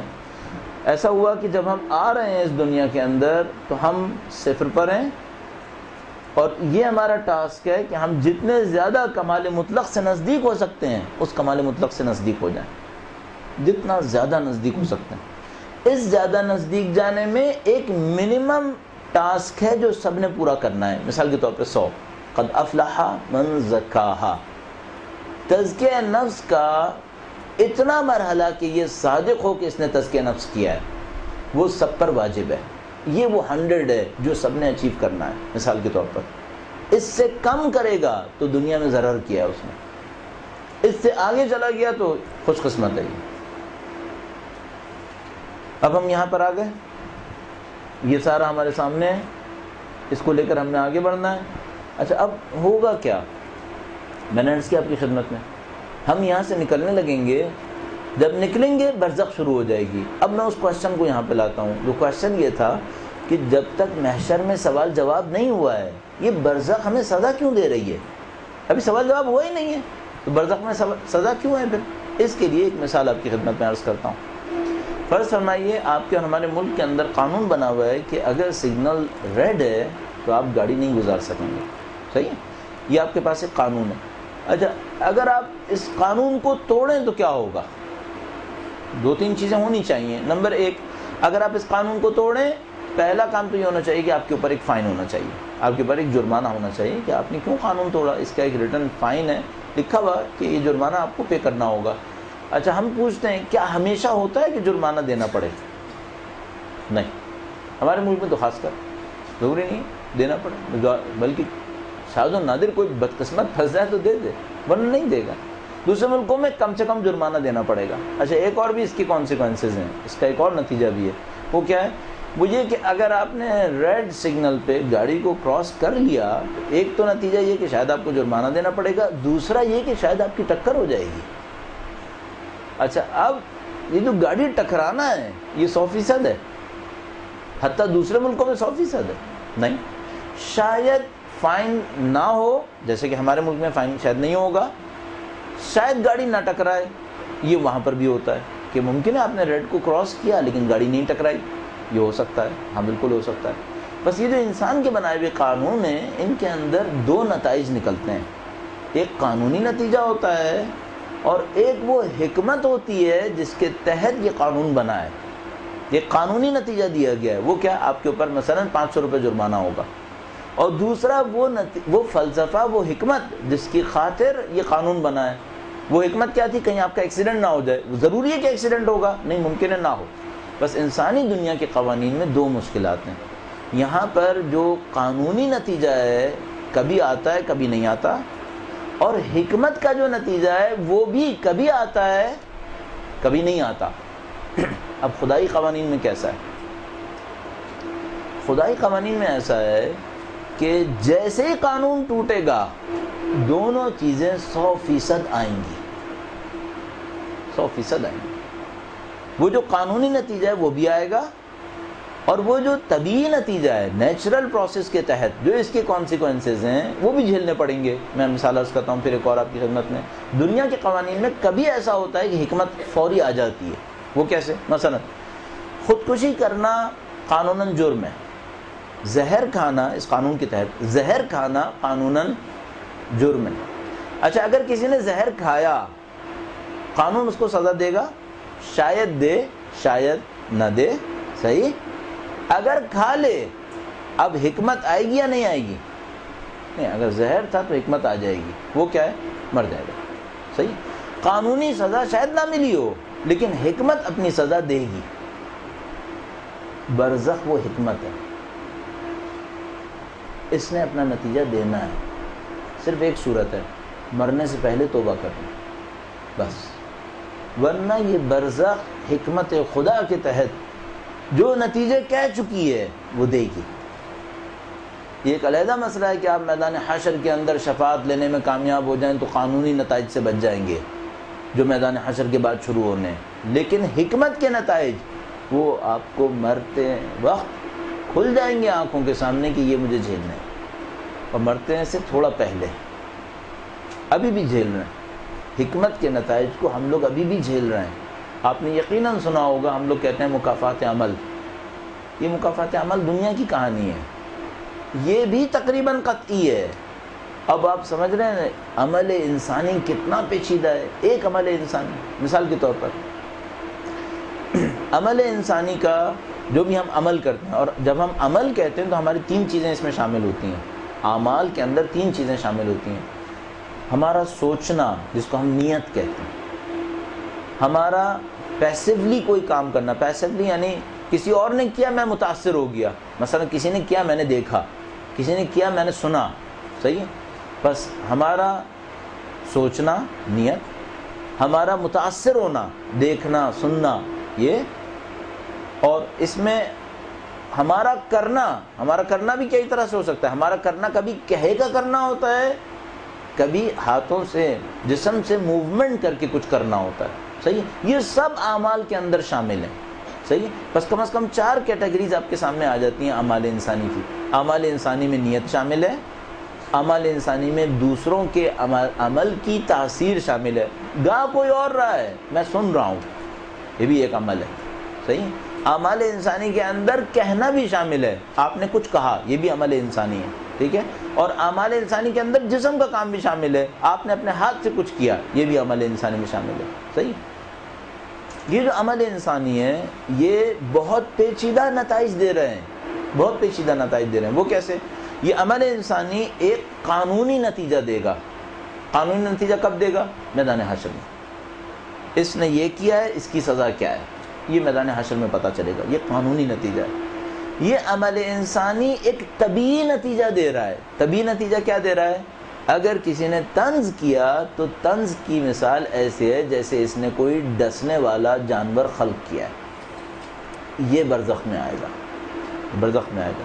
اور یہی عمل انسانی اس دنیا کے اندر بھی ایک نتیجہ دے رہا ہے جس کو ہم مکافات عمل تعبیر کر رہے ہیں، صحیح؟ بس ایک عمل انسانی 3 چیزیں ایجاد کر رہا ہے جو ہمیں کم از کم سمجھ میں آ رہی ہیں۔ ابھی ہمیں نہیں معلوم عالم مثال کے اندر کیا ایجاد کرتا ہے، عالم عقل کے اندر کیا ایجاد کرتا ہے، جو برزخ کے بعد کے 2 عالم ہیں، ہمیں اس کا نہیں معلوم۔ ہم صرف یہ دیکھ پا رہے ہیں کہ یہ ایک عمل انسانی میدان حشر کے اندر سوال بناتا ہے، قانون کا سوال، برزخ کے اندر طبیعی نتائج لاتا ہے، اور اس میں ہماری خالقیت ہے کہ ہم یہاں خلق کر رہے ہیں، مسلسل چیزیں اچھی اور بری خلق کر رہے ہیں۔ اور تیسرا اس دنیا کے اندر نتیجہ دیتا ہے جس کو ہم مکافات عمل تعبیر کر رہے ہیں، اور ہم جو اس عمل کو انجام دینے والے ہیں ہم اپنے اعمال کی تاثیرات سے بے خبر یہ سب کچھ کر رہے ہیں۔ کاش ہمیں کوئی سمجھاتا کہ جو کچھ تم کر رہے ہو اس کے نتیجے میں تم کیا کیا بنا رہے ہو اور کیا کیا بگاڑ رہے ہو، یہ ہمیں کوئی سمجھانے والا نہیں ہے۔ یعنی سمجھانے والے بہت ہیں، ہم سمجھنے والے نہیں، ورنہ انبیاء سمجھا کے تھک گئے اگر ہم اس لفظ کو استعمال کر سکیں۔ تو یہ ہم ہیں، اور یہ جو برزخ ہے، یہ برزخ بہت پیچیدہ جگہ ہے اس اعتبار سے کہ سراسر ہماری خلقت ہے، مسلسل ہماری خلقت ہے، ہم نے بنایا ہے اسے۔ اچھا اب تھوڑا سا مجھے تعجب ایک اور اس بات پہ ہوتا ہے، ہم نے حشر نہیں دیکھی ہے اور برزخ دیکھی ہے، پھر بھی برزخ کے تو اوپر توجہ نہیں دے رہے۔ ہم نے برزخ دیکھی ہے، ہم میں سے کون ہے جس نے کوئی دنیا میں زندگی میں سچا خواب نہ دیکھا ہو؟ ہم نے کہیں نہ کہیں، ہم نے تمام نے اپنی زندگی کے اندر کہیں نہ کہیں صحیح خواب دیکھے ہیں۔ یہ صحیح خواب اس برزخ کی ایک تصویر ہے ہمارے لیے، عین برزخ نہیں ہو سکتی۔ اگر ہم لوگ عین برزخ دیکھنے شاید زندہ مر جائیں گے ہم لوگ اسی دنیا کے اندر۔ وہ برزخ اتنی وحشتناک ہونی چاہیے اگر سزا کی صورت میں آئے، اور جزا کی صورت میں آئے تو اتنی پرکشش ہونی چاہیے کہ پھر ہم زندہ نہیں رہ پائیں گے۔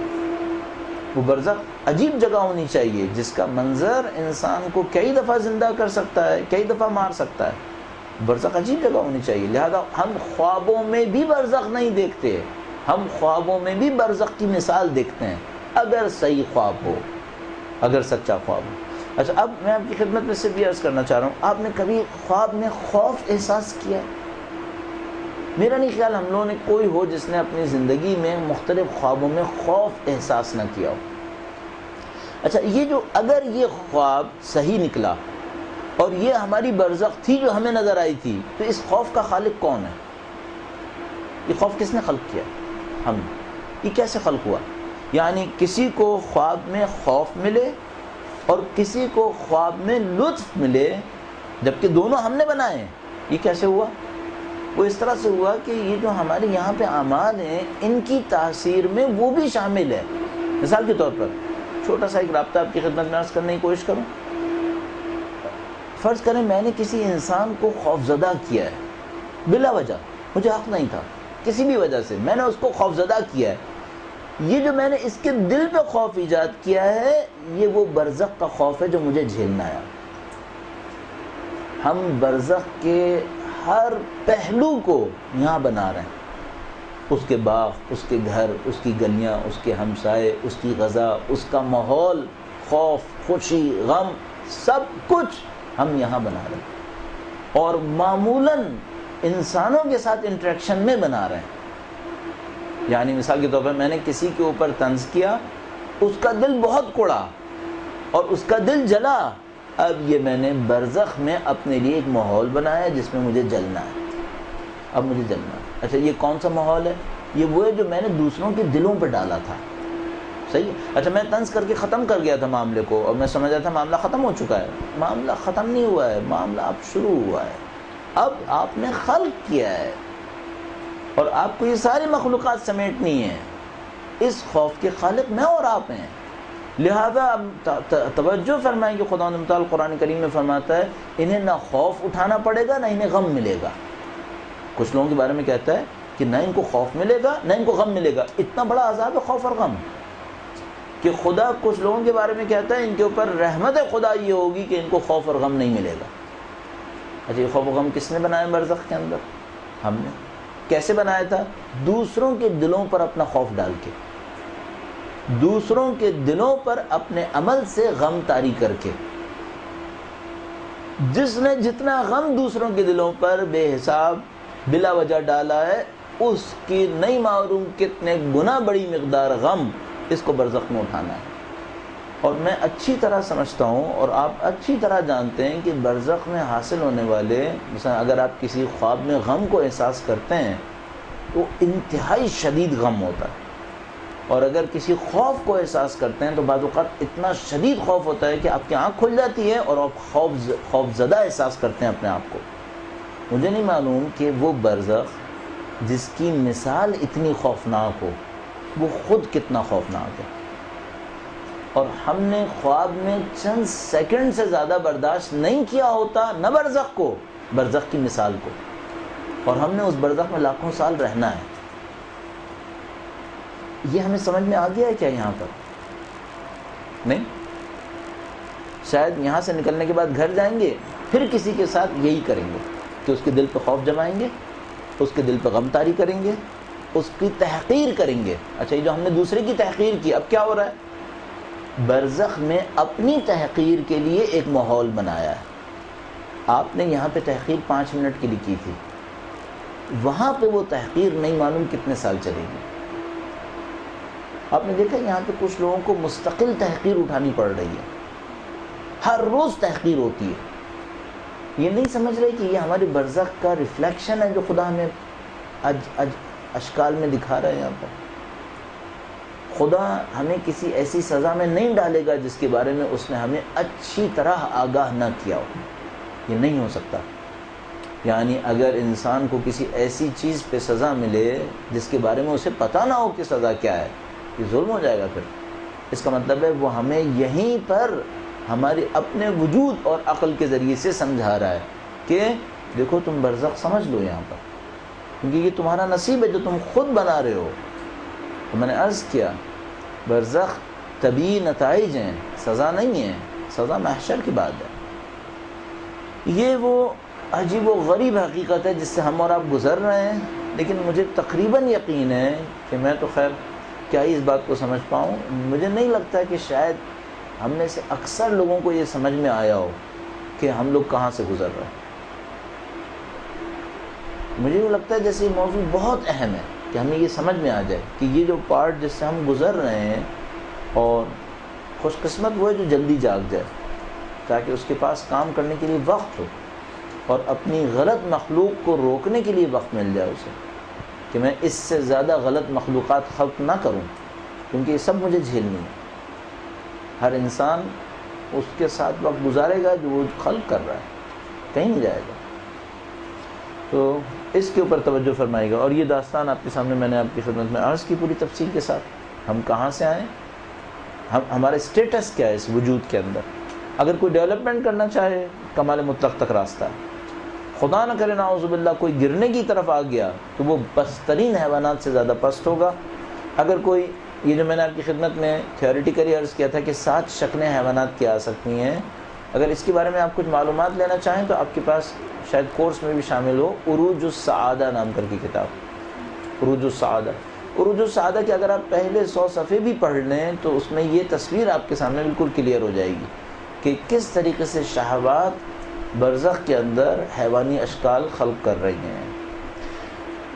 ابھی اس میں بہت ساری چیزیں باقی ہیں، لیکن ہم نے ارادہ ایک کیا ہے کہ ہم ایک گفتگو کو اس سے زیادہ آگے نہ لے کے جائیں، ایک سیشن سے زیادہ، تاکہ آپ میں سے جو آیا ہو اس دن اس کو سننے کو مل جائے، اور اگر کبھی وہ اگلی دفعہ نہ بھی آئے تو اس کو کوئی مسئلہ لاحق نہ ہو. البتہ یہاں ریکارڈنگ ہو رہی ہوتی ہے تو کوئی سننا چاہے تو بعد میں بھی سن سکتا ہے. لیکن طے میں نے اپنے ذہن میں رکھا ہے کہ ہم اس کو اسی طریقے سے رکھنے کی کوشش کریں کہ ایک موضوع کو ایک سیشن کے اندر کمپلیٹ کرنے کی کوشش کریں. تو ہم نے جو ابھی اصولی طور پر طے کیا ہے وہ یہ کہ مہینے میں 2 سیشنز ہم یہاں پر کریں گے انشاءاللہ تعالیٰ. اگر خدا نے متعال نے توفیق دی 2 اتوار یہاں پر آنے کی کوشش کریں گے، اور اس مہینے کے 2 اتوار پورے ہوئے انشاءاللہ اکتوبر کے مہینے کے اندر کوشش کریں گے کہ 2 اتوار حاصل کر کے اس کو کسی اور موضوع کے اوپر گفتگو کریں.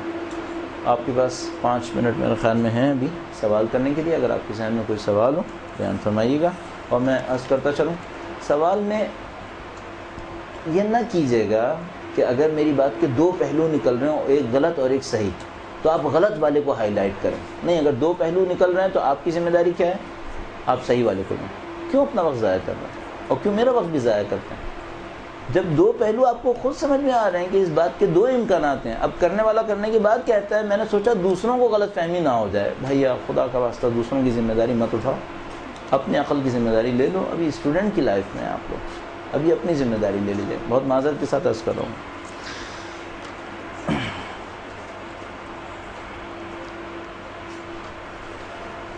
ہم برزخ کے لیے خلق کر رہے ہیں، لیکن یہ سزا جو ملے گی صرف مومن و مومنات کے ساتھ برا کرنے پر ملے گی، یا ہم اگر اپنی جگہ صحیح ہوں اور کسی کو کچھ کہیں تو بھی سزا ملے گی؟ ناحق پہ سزا ملے گی، چاہے مومن کے ساتھ کریں چاہے غیر مومن کے ساتھ کریں، ناحق پہ سزا ملے گی.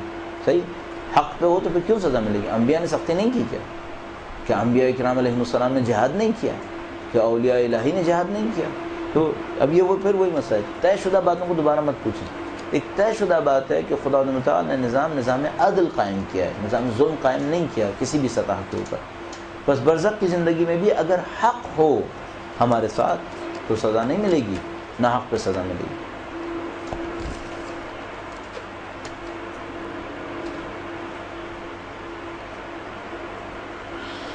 صحیح ہے،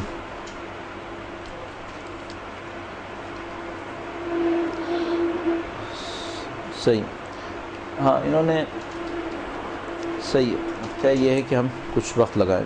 صحیح، پچھلے لیکچر کا خلاصہ تھا کہ جتنی نیکیاں عادتاً سرزد ہوں گی وہی فائدہ مند ہوں گی، جو نیکی جبراً ہے وہ فائدہ مند نہیں ہوگی، جبکہ امام کا قول ہے کہ جس نیکی کو کرنے کے لیے جتنا اپنے نفس کو مجبور کرنا پڑے وہ نیکی اتنا ہی افضل ہوگی۔ صحیح، اچھا یہ جو مجبور کرنا پڑے اس کا مطلب کیا ہوگا کہ مثال کے طور پر کیا یہ نیکی افضل ہوگی جو نماز امیر المومنین پڑھ رہے ہیں، یا اس آدمی کے لیے جو 2 رکعت نماز جبر کر کے پڑھتا ہے؟ عقل کیا کہتی ہے؟ امیر المومنین جبر کر کے پڑھتے ہیں؟ اعوذ باللہ تعالیٰ۔ تو کیا اگر اس روایت کو اسی مفہوم کے ساتھ لے لیں تو میں اگر 2 رکعت نماز جبر کر کے پڑھوں فجر کی تو میری نماز نعوذ باللہ تعالیٰ بہتر ہو جائے گی اس نماز سے جو ولی خدا 4 گھنٹے اپنے مزے کے ساتھ پڑھ رہا ہے؟ کیسے ہو سکتا ہے؟ اس کا مطلب یہ مطلب نہیں ہے۔ ہمیشہ اپنے ذہن کو اس طریقے سے سوچنے کی کوشش کریں گے، اگر یہ صحیح ہے تو اس کا مطلب کیا نکلا؟ اس کا مطلب وہ مطلب خراب ہو جائے گا پھر۔ تو اب ہمیں کہیں بیچ کا ایک راستہ دیکھنا پڑتا ہے۔ یہ ایک عام انسان کے لیے وہ ایک کام کرنا چاہتا ہے، ایک آدمی کے پاس 1 لاکھ روپے ہیں وہ 1000 روپے صدقہ دیتا ہے، ایک آدمی کے پاس 5000 روپے ہیں وہ صدقہ دیتا ہے، کس کا اجر زیادہ ہے؟ جس کو قربانی زیادہ دینی پڑے۔ جس نے 5000 میں سے 1000 نکالا ہے اس نے 20% نکالا ہے، جس نے 1 لاکھ میں سے 1000 نکالا ہے اس نے 1% نکالا ہے۔ تو اگر دونوں کی نیتیں ایک ہی مرحلے کی صادق ہوں تب بھی لاکھ والے کو اجر کم ملے گی، کیونکہ اس کا 1% ہے یہ اور اس کا 20% ہے۔ بس یہ بات اس طرف جا رہی ہے، اس کا اس سے کوئی تعلق نہیں بنے گا۔ اچھا، اسی طرح اگلا حصہ بھی اس سوال کا اسی سے مربوط ہے۔ عالم برزخ میں پہنچ جانے والوں کے لیے جو دنیا میں اپنے والے مغفرت طلب کرتے ہیں وہ انہیں کیسے فائدہ پہنچائیں گی؟ یہ اللہ کی نعمت ہے، اللہ کی رحمت ہے کہ اس نے مرنے پر ہمارے اعمال کے اثرات کو سیل نہیں کیا، مہر لگا دیا کہ بس اب یہ اثر ہوگا اور ختم ہو گیا معاملہ۔ نہیں، اس نے ہمارے لیے امکان چھوڑ دیا۔ وہ کیا چھوڑا؟ مثلا نعوذ باللہ میں نے کسی کے اوپر ظلم کیا، میں نے اس کا گھر غصب کر لیا، میری اولاد آئی اور اس نے دیکھا کہ میرے باپ نے غصب کیا اور یہ بات صحیح نہیں ہے، اس نے گھر واپس پلٹا دیا، میں اس مشکل سے بچ گیا، میں اس کی مشکل سے بچ جاؤں گا۔ کیوں؟ میرے عمل کا جو طبیعی اثر تھا وہ عمل اب ختم ہو گیا، اب غصب نہیں ہے، چونکہ غصب نہیں ہے معاملہ ختم ہو گیا۔ صحیح، اس طرح مغفرت کے بہت سارے اثرات ہیں۔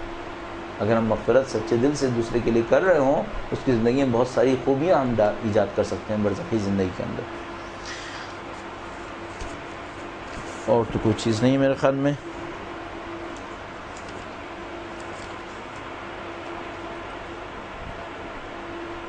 لکھا ہے، آپ نے کہا کہ ہم اپنے آپ کو برزخ کے لیے تیار کر رہے ہیں، مثلا اگر ہم یہاں نیک اعمال کے پابند ہیں تو کیا وہاں پر بھی ان نیک اعمال کے پابند رہیں گے؟ مثلا جیسے کہ روایات میں ملتا ہے۔ میں اپنے طور پہ عرض کر رہا ہوں، ابھی میں اس بات کو نہیں سوچ رہا کہ ہم یہاں نیک اعمال کے پابند رہیں تو وہاں پہ نیک اعمال کے پابند رہیں گے یا نہیں رہیں گے۔ میں ابھی صرف اتنا سوچ رہا ہوں کہ یہاں پہ جو نیک اعمال کریں گے اس کے نتائج میں ہمیں وہاں پہ زندگی گزارنی ہوگی۔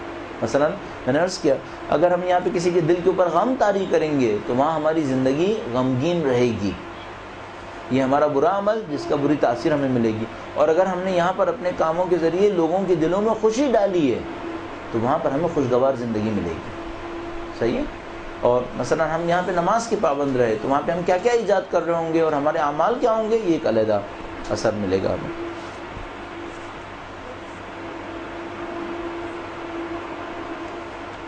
لکھا ہے سورہ والعصر میں ہے کہ ہم انسان کو جان، مال، اولاد، اموال کی کمی اور خوف کے ساتھ آزمائیں گے۔ سورہ والعصر میں ہے؟ نہیں ہے؟ صحیح۔ اس کا اب اس سے ہم نتیجہ کیا نکالیں؟ ہم بہت احتیاط کرنی چاہیے۔ جو قرآن میں نہیں ہے اسے نہ کہیں قرآن میں ہے، اور جو جس سورہ میں نہیں ہے اسے نہ کہیں کہ اس سورہ میں غلطی ہو سکتی ہے۔ غلطی کا کوئی مسئلہ نہیں، کیونکہ یہ ہے کہ ظاہر ہے انسان خسارے میں ہے، ٹھیک ہے، لیکن یہ نہیں ہے کہ آزمائیں گے، وہ آزمائیں گے دوسری رعایت کریمہ کے اندر، لیکن یہ غلطی ہو سکتی ہے، ہم صرف اس بات کو سیکھیں کہ ہم اس غلطی سے محفوظ کریں اپنے آپ۔ اگر نہیں یاد تو کیا کریں، لیکن قرآن کریم میں تاکہ بات اسٹیٹمنٹ صحیح ہو جائے گا۔ تو یہاں پر خوف سے مراد کون سا خوف ہے؟ 10 خوف ہو سکتے ہیں، یہ خوف دنیا کے خوف ہیں، یہ جو آزمانے والی بات ہے یہ دنیا کے خوف کی مراد ہے، یہ خوف وہ نہیں جو ہم نے برزخ کے خوف کی طرف اشارہ کیا۔ لکھا ہے کہ اگر پتھر جمادات میں ہے تو حجر اسود کا زمین پر تو حجر اسود کا زمین پر آنے کا کہنا پروردگار سے حضرت آدم کے ساتھ کیا اس بات کی دلیل نہیں کہ عقل کا کوئی وجود ہے اس میں؟ 10 دلیلیں مل سکتی ہیں، لیکن میں پھر ایک اور بات بھی عرض کرتا چلوں، بجائے یہ کہ ایسی موجودات کے بارے میں ہم زیادہ سوچیں کہ ان میں عقل ہے یا نہیں ہے، اپنے بارے میں زیادہ سوچ لیں جس میں قطعاً عقل ہے، صحیح ہے؟ ایسی موجودات کے بارے میں سوچیں ان میں عقل ہے یا نہیں، ارادہ ہے یا نہیں، ان کو سزا ملے گی یا نہیں ملے گی، اپنے بارے میں سوچ لیں جس کے پاس قطعاً ارادہ ہے، جس کے پاس قطعاً عقل ہے اور قطعاً اس کو سزا مل سکتی ہے، ٹھیک ہے؟ بس میں نے وہ صرف چیپٹر کو وسعت دینے کے لیے عرض کیا ہے، وہ مین ٹاپک نہیں ہے، اس کے اوپر اپنی بہت زیادہ توانائیاں خرچ نہیں کیجیے گا، اس سے آپ کو کچھ نہیں ملے گا، اس اعتبار سے کچھ نہیں ملے گا۔ ہر ایک کا الگ الگ برزخ کا دورانیہ ہے، تو میدان حشر ایک ساتھ کیسے؟ 1400 سال قبل کے لوگوں اور ہماری برزخ کے لاکھوں سال، تو سزا و جزا کا ایک دن ایک ساتھ کیسے ہوگا؟ ہمارے پاس روایت موجود ہے کہ کوئی انسان چاہے قیامت سے ایک دن پہلے مرے یا 1,00,000 سال پہلے مرے، اس سے کوئی تعلق نہیں ہوگا کہ اس کی برزخ کتنے سال کی ہوگی، یہ خدا متعال کے اختیار میں ہے۔ اصل زمانہ، ٹائم فریم پست وجود کی علامت ہے، زمانہ پست وجود کی علامت ہے۔ ہم جو اعلیٰ موجودات تصور کرتے ہیں ان کے اندر وقت کی پابندی نہیں دیکھتے، ان کے لیے وقت کچھ اور چیز ہونا چاہیے۔ ہمارا وقت کیا ہے؟ ہمارا وقت جتنا کچھ بھی ہے وہ موومنٹ سے ہے۔ اصل ہم لوگ ٹائم کا اسکیل بھی موومنٹ سے بناتے ہیں۔ اگر آپ نے دیکھا ہو تو ہم جتنا بھی ٹائم کو میجرمنٹ کر رہے ہیں وہ سورج کی موومنٹ سے کر رہے ہیں۔ ایسا اگر ہمارے پاس 24 گھنٹے ہیں تو سورج کی موومنٹ کی وجہ سے ہیں، اور اگر ہمارے پاس 12 مہینے ہیں تو سورج کی موومنٹ کی وجہ سے ہیں، اور اصل میں ہمیں ٹائم ہمیشہ موومنٹ سے ملتا ہے، اور ہمیں کوئی ایسی موومنٹ چاہیے تھی جو یونیورسل ہو، سب کے لیے ایک جیسی ہو، تو ہم نے سورج کا انتخاب کیا کہ سورج کی موومنٹ سب کے لیے ایک جیسی ہے، اس کی بیس پر ہم نے ٹائم کو مختلف پیریڈز کے اندر تقسیم کر لیا۔ تو مثلا سورج کی ایک حرکت کے اوپر جو ٹائم بنا اس کو 1 سال کہا، اور سورج کی ایک اور حرکت کی بیس پر جو ٹائم ملا اس کو ہم نے 1 دن کہا۔ پھر اس کے بعد اس دن کو 24 مساوی حصوں میں تقسیم کرنے کے بعد ہر 24 میں سے مساوی حصوں کو فردر 60 مساوی حصوں میں تقسیم کرنے کے بعد ہر ایک کو پھر دوبارہ 60 مساوی حصوں میں تقسیم کیا، تو ہمارے پاس سیکنڈز، منٹس، آورز اور پورا دن بنا، صحیح؟ تو ہم نے سورج کی موومنٹ سے لیا ہے۔ ہمارے پاس جتنا بھی ٹائم ہے وہ موومنٹ سے ہے، اور موومنٹ میٹیریل باڈیز کے اندر ہے، جس حرکت کو ہم پہچانتے ہیں وہ میٹیریل باڈیز کے اندر ہے، مادی اجسام کے اندر ہے، اور اگر آپ مادی اجسام سے نکل جائیں تو پھر موومنٹ وہ نہیں ہے جس کو ہم موومنٹ کہتے ہیں، وہاں ڈیولپمنٹ ہے، یہاں موومنٹ ہے، یہاں سورج میں موومنٹ ہے، اور الیکٹرانز کے اندر موومنٹ ہے، اور ہر چیز میں کوئی نہ کوئی موومنٹ ہے۔ لیکن اگر آپ مادی اجسام سے نکل جائیں وہاں کوئی موومنٹ اس سینس میں نہیں ہے جس کو ہم موومنٹ کہتے ہیں، وہاں ڈیولپمنٹ ہوتی ہے، اس کو وہ لوگ حرکت تعبیر کرتے ہیں۔ بس یہ جو فلسفے کے اندر ہم کہتے ہیں حرکت، اور کوئی چیز ساکن نہیں ہے، مسلسل متحرک ہے، وہاں حرکت کا مطلب ڈسٹنس بیس موومنٹ نہیں ہے، وہاں حرکت کا مطلب ڈیولپمنٹ اور ڈکلائننگ ہے جو وجودات کے اندر مسلسل حاصل ہوتی رہتی ہے۔ بہت شکریہ، انشاءاللہ ایک دوسرے کو دعا ضرور دیں، ایک دوسروں کو دعا دینے سے بہت سارے مسائل حل ہوتے ہیں۔ ہم لوگوں کو شاید ابھی تک نہیں سمجھ میں آیا کہ چیزیں دینے سے بڑھتی ہیں، چیزیں رکھنے سے نہیں بڑھتی ہیں، دینے سے بڑھتی ہیں۔ یعنی بالکل ایسے ہی جیسے اگر آپ ایک آتش دان کے سامنے بیٹھے ہیں اور آتش دان سے کہیں کہ پہلے تو مجھے حرارت دے پھر میں لکڑی ڈالوں گا، حرارت کبھی نہیں آئے گی، پہلے آپ کو لکڑی ڈالنی پڑے گی پھر آپ کو حرارت ملے گی، صحیح ہے؟ تو اگر آپ نے سوچا ہے کہ میں بھلائیاں لے لوں اور کسی کو نہ دوں، یہ کبھی نصیب نہیں ہوگا۔ آپ کو ہمیشہ اس طرف سے جا کے دیکھنا پڑے گا، جب آپ دینا شروع کریں گے تب آپ کو ملنا شروع ہوگا۔ اور یہ میں آپ کی خدمت میں آسانی سے عرض کر دوں، چاہے وہ جو خدا کو مانتے ہوں، چاہے وہ جو خدا کو نہیں مانتے، وہ سب اس بات کو سمجھ رہے ہیں کہ عزت، احترام، علم، تقوی، دولت، دعا، سب کی سب چیزیں دینے سے بڑھتی ہیں اور دینے ہی سے ملتی ہیں۔ آپ کے سامنے اللہ نے بہت آسان راستہ رکھا ہے ہمارے اور آپ کے سامنے، وہ کہتا ہے دے دو میں بڑھاؤں گا۔ یہ قانون ہے خدا ہے، چاہے عزت ہو، چاہے وہ احترام ہو، چاہے وہ دعا ہو، چاہے وہ پیسہ ہو، چاہے کچھ بھی ہو، جتنا دیں گے اس کے حساب سے بڑھے گا۔ آپ دوسروں کو دعائیں دیں گے، آپ کو لگنے والی دعائیں بڑھیں گی۔ آپ دوسروں کو پیسہ دیں گے، آپ کو آنے والا پیسہ بڑھے گا۔ تو خدا متعال کا ایک قطعی قانون ہے۔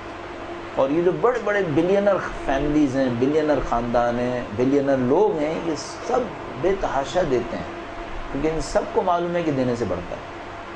سب بے تحاشا دیتے ہیں۔ ان کی جو کارپوریٹ سوشل رسپانسبلٹیز ہیں، اس میں یہ بلینز آف ڈالر خرچ کرتے ہیں۔ یہ اتنے دولت کے پجاری ہیں کہ کسی کو ایک سکہ مفت میں نہیں دیں گے۔ یہ کیوں کروڑوں اربوں ڈالر دیتے ہیں؟ ان کو پتہ ہے دینے سے بڑھتا ہے، تو یہ دولت کی حرص میں دیتے ہیں۔ آپ دولت کی حرص میں نہ دیں، آپ خدا کی نعمت کی حرص میں دیں، کیوں نہیں بڑھے گا؟ اور احترام دیں، دوسروں کو دعائیں دیں، احترام دیں، علم دیں، سب آپ پھر اس میں کئی گنا اضافہ پائیں گے انشاءاللہ تعالی۔ درود بھیجیں محمد و آل محمد۔